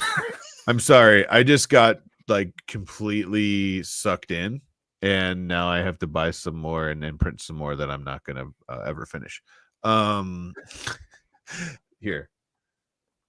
I opened the page and I just check that out. I just lost my mind here. That's so cool. Yeah. See, Earth could have been an RC car thing. It would have been cool anyways. We're full circle again. There was somebody there with a Reaper that was running around. I know somebody who printed the Sakura. Jeremy did the Sakura, I believe. I don't know if he's with us right now. Is there an AE86 on there? That would be sick. But I need this in my life. I'd be afraid to drive it. Just print it, and if it don't let Dylan drive it. He doesn't know how to turn. Oh yeah. Hey, shots fired! Shots fired. That's what we in the industry call full circle. Yeah, what's super cool about these? You print the transmission too. I wanted. Oh, for real? Yeah. Wow. Let's see. Oh man, this is. I don't know if there's. Hang on. I don't know if I can show that. There we go. All right. Magnetic. This one has a magnetic. I tried to print a car and it turned into a 3D printer. Instructions unclear. I love it. Damn, They didn't awesome. show the transmission in that one, but yeah. You wouldn't download a car. Or would you? Mm-hmm. This one has magnetic drivetrain protection. That's and pretty shocks. sweet. You print the shocks. That's so cool. See, this is why I told you I gave up on Lego, because there's things like this, and you're like, dude, I would just do this over any Lego car there is now. Like it's just crazy. Motorized. Oh yeah, Johnny 5. Nice. Dart. I don't see Dart Swinger up there. Andrew Rogers is nowhere where I'm going with this. That was close to a Mopar car. I might have to do it. But anyways, Tech Jeeper, this Jeep is amazing. I bet it drives really fun too. Are you here with us tonight? If you're here with us tonight, I don't know if I saw you in the chat. I don't think I've seen him either. But if you're here, let me know like how you think it drives and stuff. Because all right, we gotta keep moving. Nice work. Here's another one, Tech Jeeper. Go where no waffle has gone before. floppy waffles in outer space. Remember the floppy? And the joke of a blue waffle is also why? Hang on. Yeah, why is it blue? Why did they make it blue? Dude, nobody search blue waffle, please. Don't. Legitimately do not. I appreciate the pat of butter. Food. Like the really flexy floppy food. Mm-hmm. So yeah. I love it. Yeah. Yes, and you do need to motorize bearded printer. No, who said this? Midnight Wolf. I need to motorize a Johnny 5. Yes, you do. Because we don't have enough blue foods. Someone says. Oh, Tech Jeeper is here. Hey, bud. What's up? Let's see. Way behind. What? Way behind. But Caleb, they are 1/10 crawler tires. There you go. Oh, okay. So you're using actual tires. Cool. Because I think you can print the tires too, if I remember right. All right, next. There you go. There you go for everybody who wants to check it out. If you have your phone, you can put it up there now. What is it? This is your chance. What is it? Well, you have to try it to find out. All right. I can't tell you what it is without the mystique or mystery or whatever you want to call it. but don't say it if you do it. No.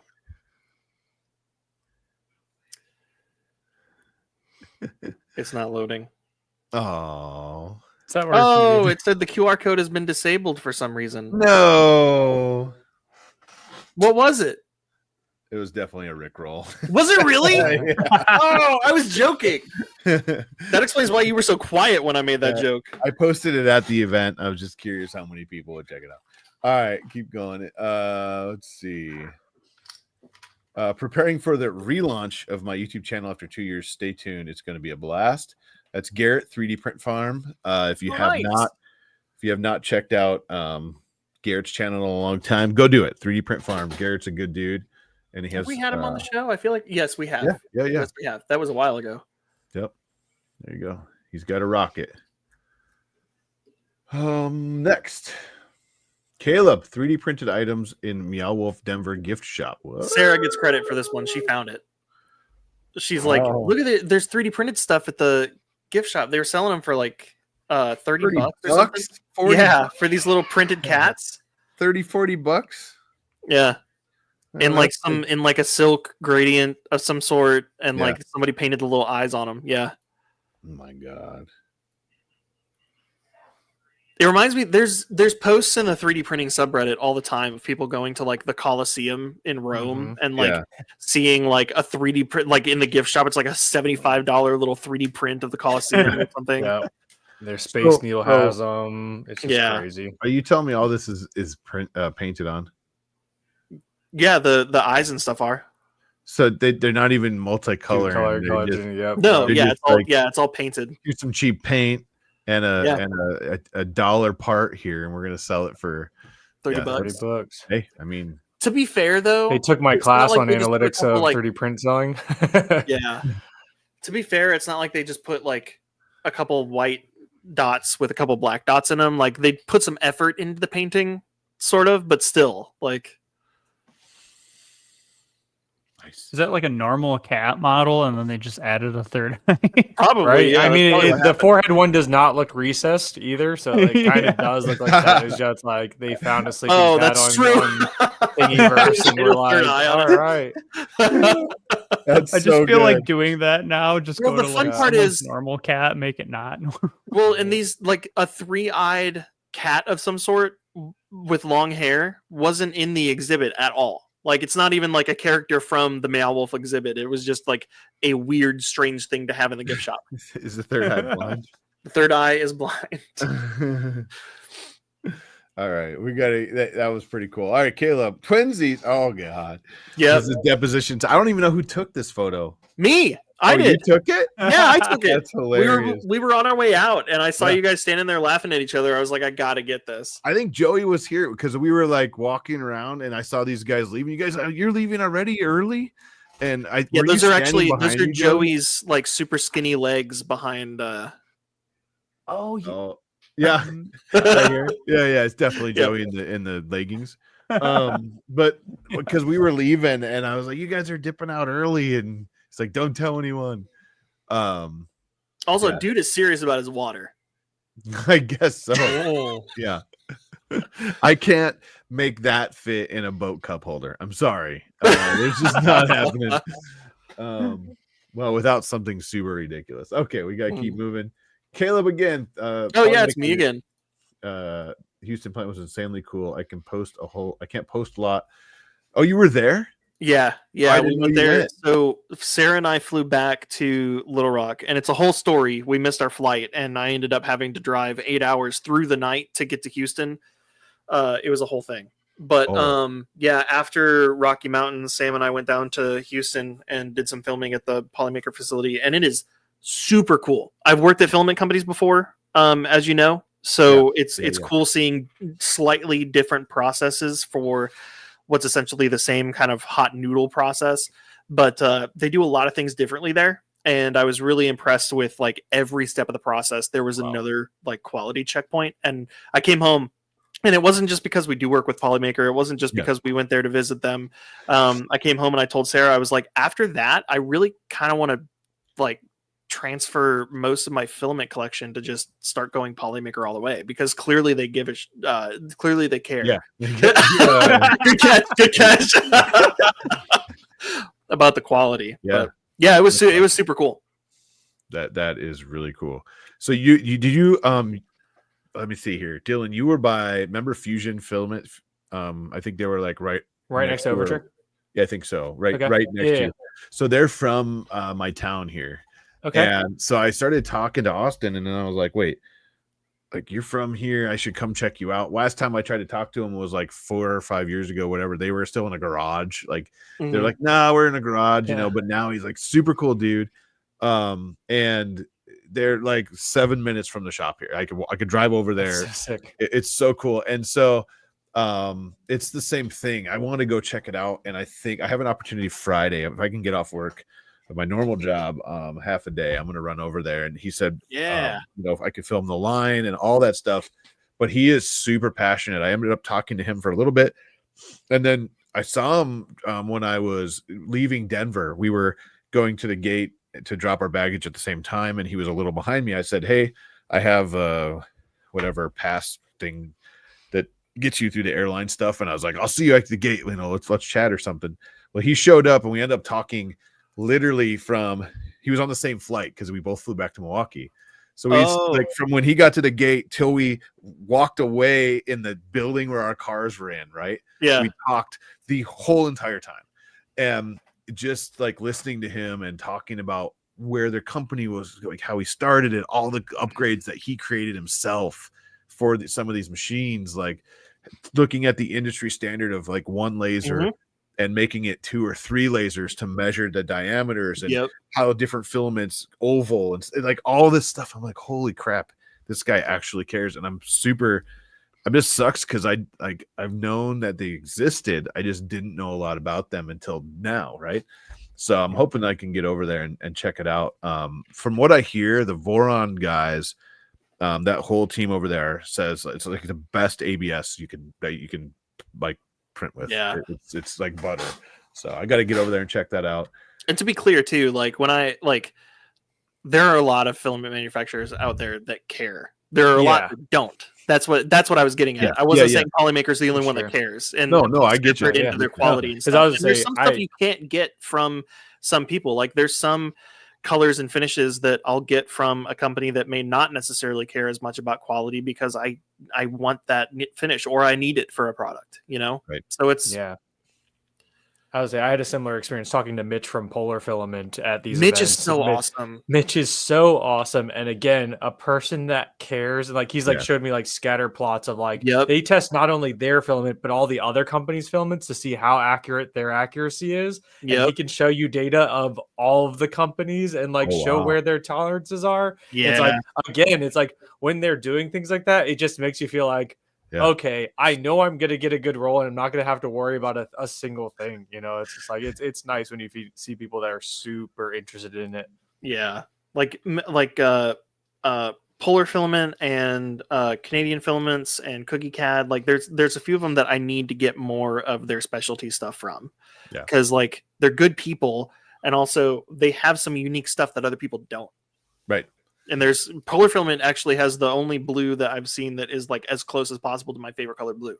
I still have a roll here that I purchased like a year ago, and I've almost never used it because I want to keep it for special things. What color blue is that?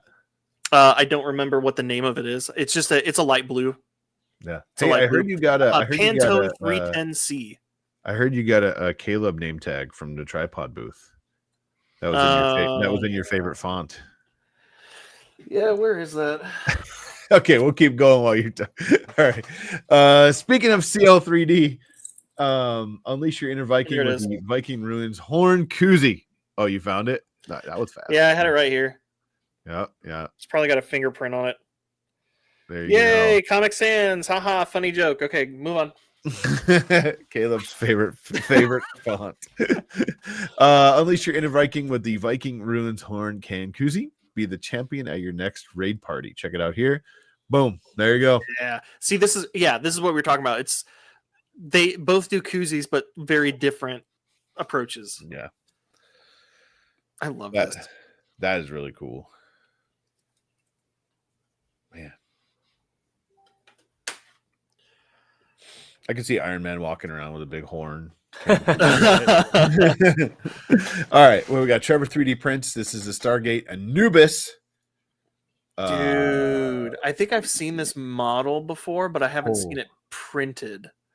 This is X1 Carbon over the 4,000 hours 3D print time milestone. Oh, it's an X1 Carbon with over 4,000 hours. Okay. Whew, I was gonna say that's one heck of a print for 4,000. It's actually done in all TPU for 4,000 hours. You know, it's like right. The whole thing was one big print, and it's all multi-color. Yeah, when I found this awesome. Playworthy model on Maker World is one of my favorite prints by far. So we were talking about this earlier, right? So the colors that these manufacturers are coming out with, yeah, like you know, he printed this. Not painted it, right? Yeah. God, that's so cool. That is a cool print.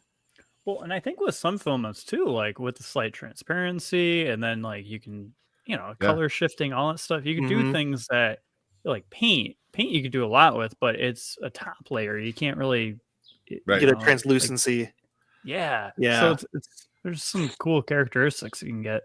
Yeah.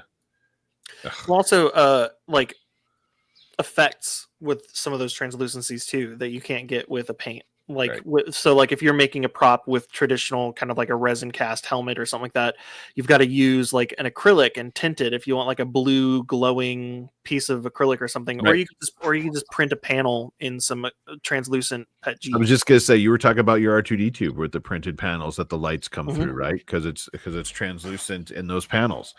And yeah, I got the bottom is closed up so you can't really see through the lights, but yeah, you can kind of see. Cool. So the way it was designed was there's a PDF file in there for you to print on just a regular piece of printer paper, that dot pattern, and then you just put that behind a piece of clear or translucent, and then it glows. What I did was I took the PDF file, I made SVGs, and then made an STL, and I did a multicolor print with a 0.2 nozzle with the translucent filaments to get so that I can claim that the whole thing is 3D printed. Right.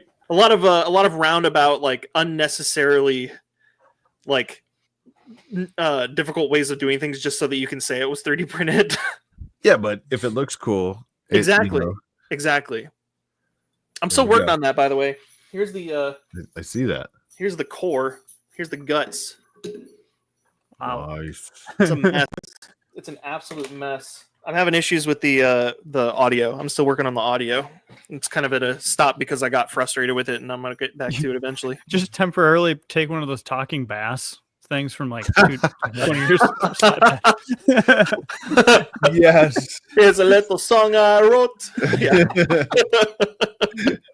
He's opening his flaps like I'd like to sing it note for note. And he's dude, I should add that. I should absolutely add that. Jesus. Oh, there's a So there's a quick side note based on the, like. Wow. Speaking of that, there's a restaurant called the Flying Fish down the road from us here in Arkansas, and they have a thing where if you bring in one of those like talking Billy Bass wall mount things, they'll give you a free meal. So you walk in, and the restaurant is just, the walls are lined with hundreds of these Billy Bass like things. It's hilarious. That's awesome. I'll see. I don't know if I'll see if I can get out there sometime soon. I'll post it. I want to run out and just make them all go off at one time. Right. I doubt it, man. Can you imagine being the person who has to change the batteries? I doubt all of them work. Yeah. There you go. Okay. Did you let me think about this. What was I'm gonna totally forget the name of it. It was that droid movie that Netflix put out recently. Love, Death, and Robots. No, it was. Was it the one? Oh, it was one you were talking about recently, right? Yeah. And it was a basic. I'm gonna lose. I forgot the name of it right now. But if you saw it, any more of a premise of it, like it's other than this droid? Yeah, basically, yeah, it had Chris Pratt in it. Yeah. Yeah, if you saw it, I don't want to give away too much, but that's fair. Hang on. The Electric State. There you go. Electric State. Okay. So yeah, there you go. So there's a funny Billy Bass reference in there. So you got to check out for that. I'll have But to go check basically, yeah, basically like there was a kind of a war between.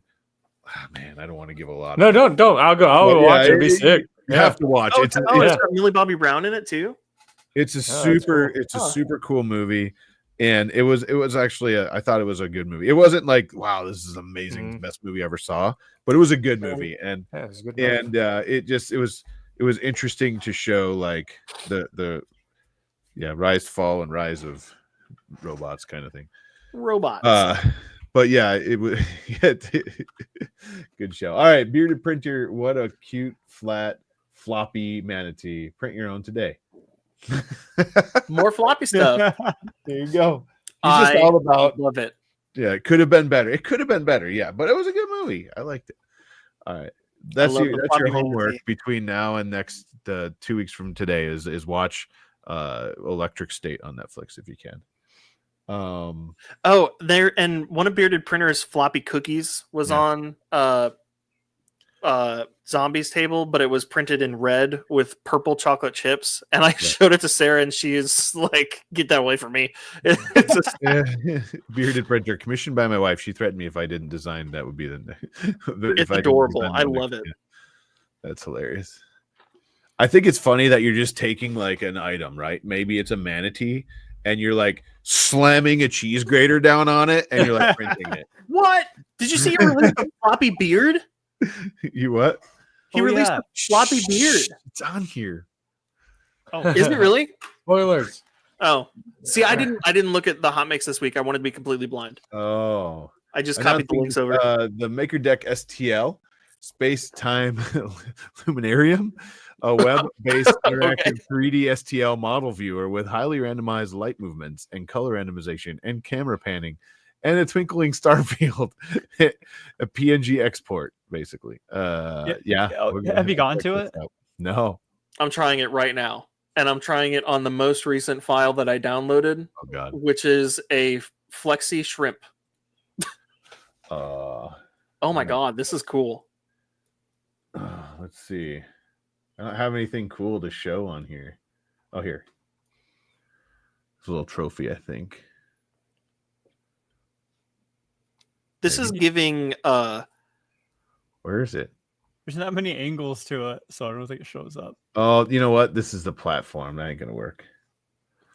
That's it. That's an actual platform, not the trophy. Nice. Let me have a square. Yeah. Loading them up. What do you think it smells like? Everybody's like, well, I was gonna say if Caleb puts his nose to his speakers and looks at the screen, he might be able to get a feel for the clone he never got. Yeah. Wait, is this the bottle cologne model? I totally wasn't expecting. I wonder what it smells like. There you go. Ooh, that's fun. Fancy. This is cool. Ruin, don't show it anymore. Sorry, my first model was trash. Okay, there we go. Check it out. There's a capture button. Is it to take a screenshot? I think so. Yeah, like that. Love that. This is awesome. This for some reason this also gives me like Zach Friedman energy.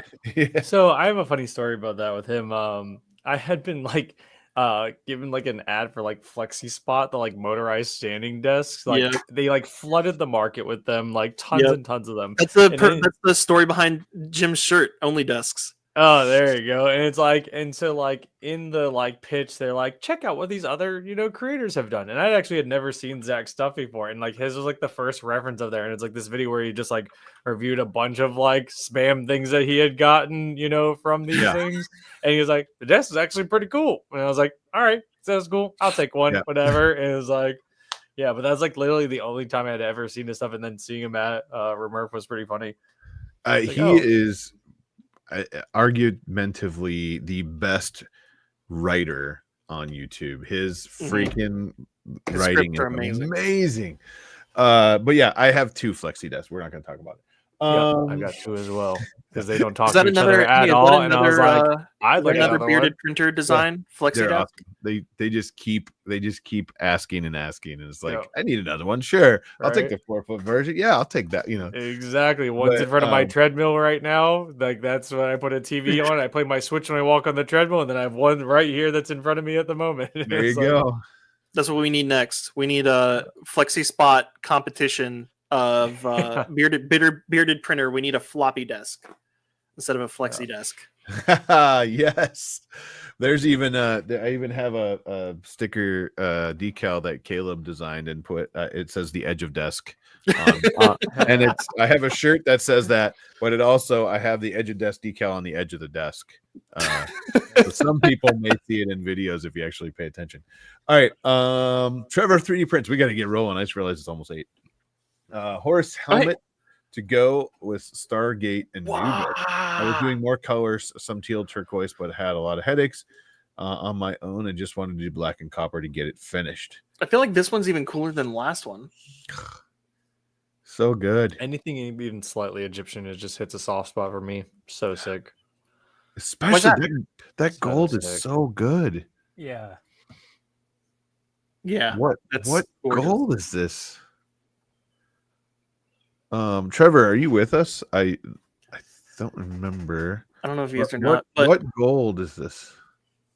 God, it's good. That's a good gold. They look like mini scale. They do not look wearable. If the gold is the same gold as the first one, and it's just a lighting difference. Because it does look different, but pulling out for the pooch table. Yeah. The pooch table is so last decade. Yeah, now we're on to the floppy desk. Pooch table 2.0. I built it for angry people. Pound down on a floppy desk, let it crumble underneath your wrath. Like the Skittles commercial where the dude slams down on the desk and it turns into Skittles. Yeah. It's the aliens would tell you what color it was, but they'd have to probe you. What does that smell like? We gotta go. CL 3D printing, multicolor version available. Here you go. Whoop ass. There we go. Condensed can of whoop ass, by the way. No. Joe Dirt special. Oh, nice. Oh, you put the and then the trash goes in the center of it. Nice. Yes. No, he said that one got these nuts. That's awesome. I want some of those now.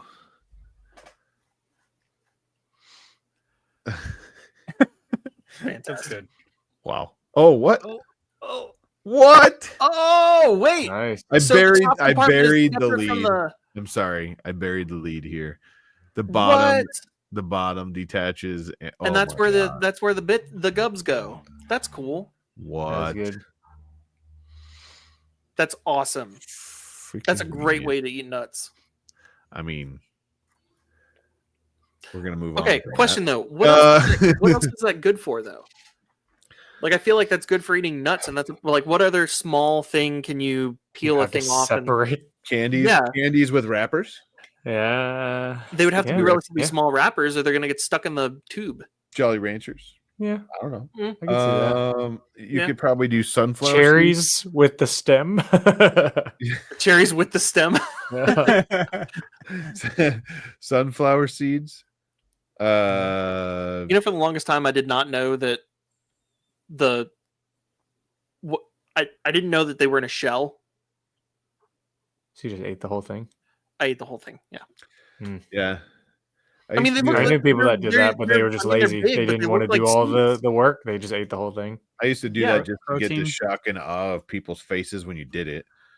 Yeah. It was great that day. The next day is a little sharp, but next. Here you go. Oh, there it is. I have a beard now, he says. Nice. Fantastic. And he has the classic camera shot that you were talking about earlier. That's right. Yep. Yeah. Needs some sunglasses. That'd be the new Pro Pig. You got to update that. That looks good. That looks awesome. And it's flexi. What are in the shell? The TMNT.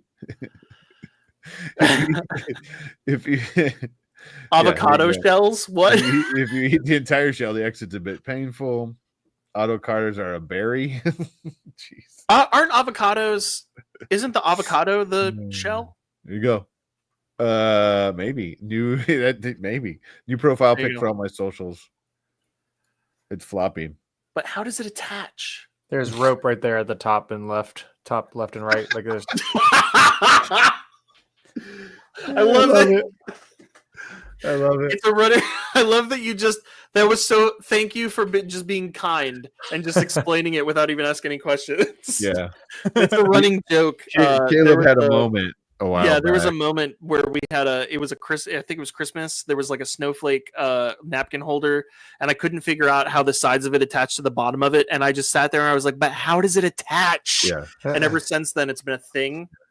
I love that you just jumped in and immediately just like, "Oh no, it's okay, I got you, buddy." Like it's gloop right to his skin, just straight gloop. Oh, perfect. Yeah, I love it. Nice work. That's awesome. Yeah, it's cool. All right. Gotta keep moving. We got a couple left here. I apologize. Oh, I saw this recently. Dark Matter 159. We're gonna save that. Jim, have you seen this? No. Oh, you're gonna love this. Oh, snap! It's a weapon. What? No. Yeah. Isn't that sick? Jeez. See, I know that I have a history of being like, yeah, I miss maker coins. There was so much creativity in maker coins. You know what? Maker chips are just as cool because you can have that creativity, but you got to fit it. You got to figure out how to fit it in that format. Which Pokemon is that? I was kind of hoping the second one was going to be like a second part to this like transformer and be like or something. I'm not going to lie. Yeah. Not that I'm like let down, but I'm a little let down. I was like, oh, I totally thought the top part it's was it's a Digimon. Yeah. Japan Rep is going to have so many maker chips. That's awesome. Flexi frozen chicken. We definitely need to do that. Oh, yep. We need a floppy chicken.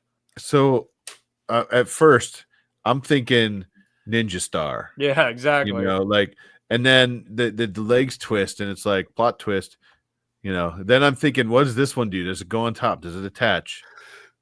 Oh man, that's super cool. Very cool. Very cool. Nice work. Yeah, that's awesome. All right, Karen Chow. Been getting mixed responses from people I give these to. I love this. So these are little hot dog lizards. It's a glizzy lizzy. It's a glizzy lizzy. Is that? Yeah. I love this. Blizzard. A glizzy. Lizzy. That is.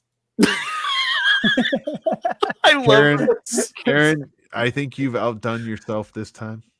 I think that's. Good. I mean, I think she wins. Yeah. I don't know. Like she has to stop designing now. Yeah. That's the end of it. When you get to its peak. Yeah, you found the end of the rainbow when it comes to 3D printing designs. Yeah. Here you go. I'm going to do a 400% Glizzy Lizzy to get autographed at Murph. Yes. Oh, please do. Oh. Karen has peaked. Yes, I love it. Okay. Put that on a resume. I designed a Glizzy Lizzy. Then that's it though. Like, make people look up Glizzy Lizzy. Well, okay, hang on. She's calling it. Own it. Well, she's calling it. What is she calling it? Glizzy the hot dog lizard. I have a feeling there's probably some adult website out there that has a Glizzy Lizzy. So maybe we shouldn't be Googling that. Yeah, you should definitely get GlizzyLizzy.com. Oh, no. It's open right now, by the way. I'm just throwing it out. I'm pretty sure. I can't. It's not secure. Maybe it's not open. Oh man, I love this. Yeah. Speaking of websites, it could save you 50% or more on your hot dog bills. Oh well, at least onlyleg.com is still out there too, for you tripod fans. Okay. What is this? Let's see. Liz Pezlis, our second Montreal Maker meetup is June 7th. Ooh, nice. So there you go. Awesome. 3D printing and coffee. I bet you that QR code works, Jim. I bet it does. Yeah. I'm gonna get on Chris, the guy who shared that code at the show. I'm gonna get a hold of him and be like, "What the heck, man? Cool. You made me look like an idiot." If you're near Montreal, June 7th, that's this weekend. Go say hi. Do it. I did a Cars and Coffee, not the weekend we just had, like yesterday, but last weekend. It was so much fun. That was so much fun. All right. These are some serious hot makes. Yeah. This booth was on fire at the Maker Chip booth at the Rocky Mountain Rep Festival. On fire. So many cool things. They give so many Maker Chip holders away. They collected all of the unique ones. There you go. And they had this contest. I think it was the first 50 people to come up with 50 unique. I think it was 50 unique. It was 50 unique chips. I don't know how many people it was, though. I think it was the first 50 to come up with 50 unique chips. I think it was 50 unique chips. Got a roll of Polymakers. So cool. So cool. Heck yeah. Yeah. Nice work, guys. Amazing work, by the way. Let's see what else we got. Pezlis. Oh, Daddy Wazzy, the creator. Oh, Freedom Mobile. Can't tag the designer. Nice. He's not on the twits. That looks sick. I don't see any hot dogs on it, but I know someone who can make that happen. It's got just replace the kayaks with hot dogs. It's got holders right there. Yeah, right on the top there. You could print these in Oscar Mayer colors. Coral. Caleb Coral. What color does this look like to you? It looks like a it honestly kind of looks a little coral. I'm not gonna lie. No, dude, it's not periwinkle. It's yellow, man. Yeah. What are you seeing?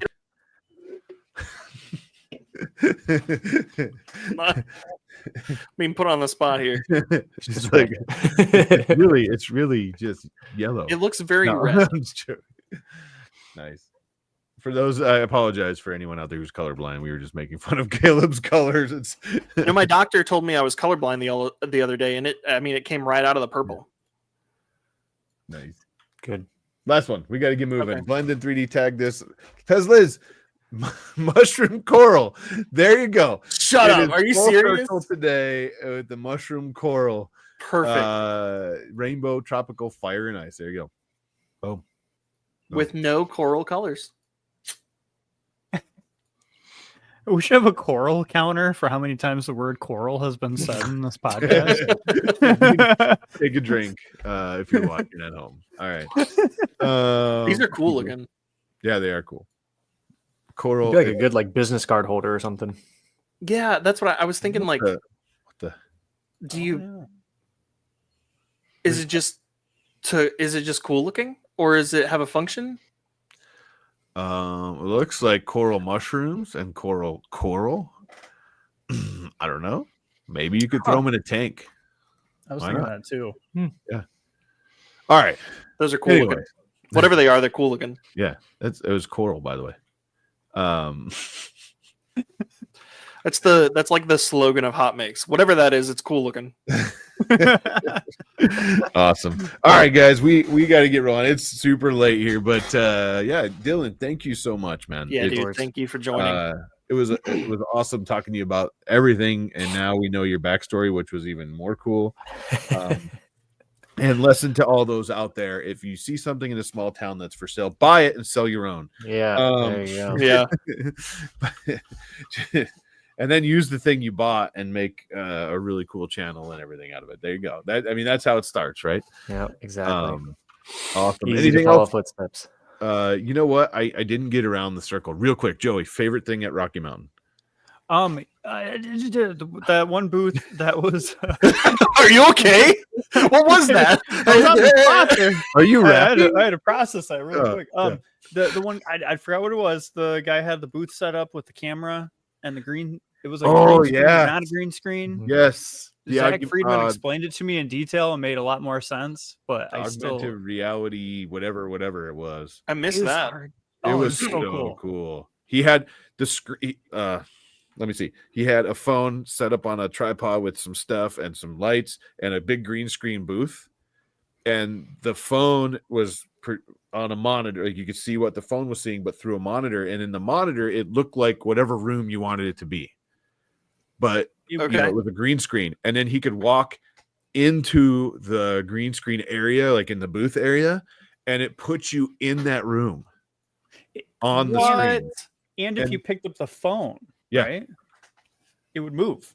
Yeah, because it was an object in the room.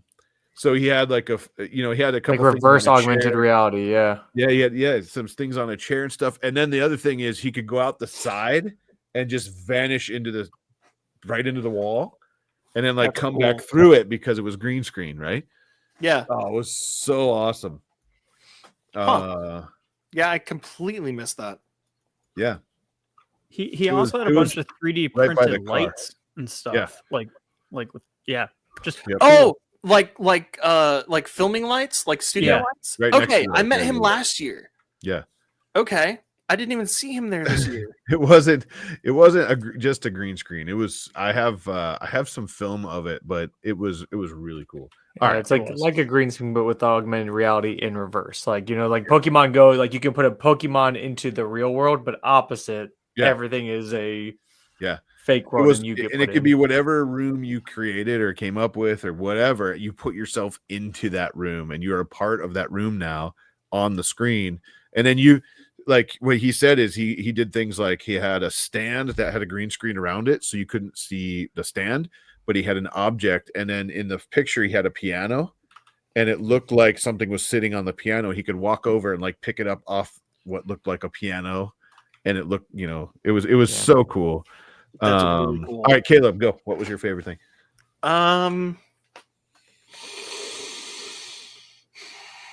So a green screen.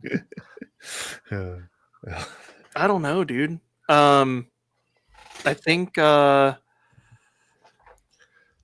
mean, is it lame to say my favorite thing was the Death Racers? Like seeing so many in one spot, because that was just it was massive and honestly kind of surreal, Sure. I was on the outside, and it was like I felt like a little kid trying to see like what's the commotion, because it was like 10 people deep, like trying to get there were a ton of people too. Yeah it was cool. Also did you see one of the food trucks had a maker coin too? Yeah, that was, and their menu, if you scanned it, their menu would pop up. Yeah. Apparently, I don't know the full story behind it, but apparently the people who run the food truck are also like 3D printing enthusiasts. So they made their own maker coin. It's Tech Jeeper wins the night. All right, here you go. Oh no, I would never say that. I didn't even say goodbye to him. Apparently, I know. I'm sorry, dude. You bailed on us all weekend. We bailed, and then like 3 hours later, Jim texts. He's like, "Where are you?" And I'm like, "Taking a nap." Sorry. All right. Yeah, I think for me, real quick, I think seeing everybody was my favorite thing. Meeting all the new people I had meeting, like Dylan, are talking to you, and meeting Joey and all the people out there that I hadn't seen because I missed 3D Printopia, and yeah. Jim is dead to Caleb. He has Sam now. That is great right there. That was another funny part of the weekend. We got hang on. Whoa. Nice. Yeah. And their menu was on the back. There you go, in case you need it. All right. We gotta get wrapped up. I'm getting a chat. Are you coming home to put Tristan in bed? So, anyways, yeah. Thank you so much, man. Thank you, Dylan, for of course. Yeah, thank you for having me. Appreciate it. We can't wait to see what you're doing next. With when you get your new suit ready, let us know. I would love to see. Do you have a planned timeline for that? Like, are you trying to get it ready for a specific event or? No, it's pretty much done printing. I literally just have the hands and the feet to print, and it's just welding it together, so it's not a long process. I have Cosplay World Richmond in July, but I'll have this for 3D Printopia for sure. So Nice. I'll have it for that one. That'll probably be the first event for like the rep wraps and stuff like that I'll be able to bring it to. Sweet. Nice. That is awesome. Here you go, John. This is such a coincidence. My favorite print about going to the Rocky Mountain, not going, was not meeting Jim. Wow. Oh, I love it. I love it. All right, guys. Hey, anything else before we go, Caleb? No. Joey? Are you guys where are we going to see you guys next? You guys going to be at Murph? Yeah, Murph. Yep. We'll be there. All right.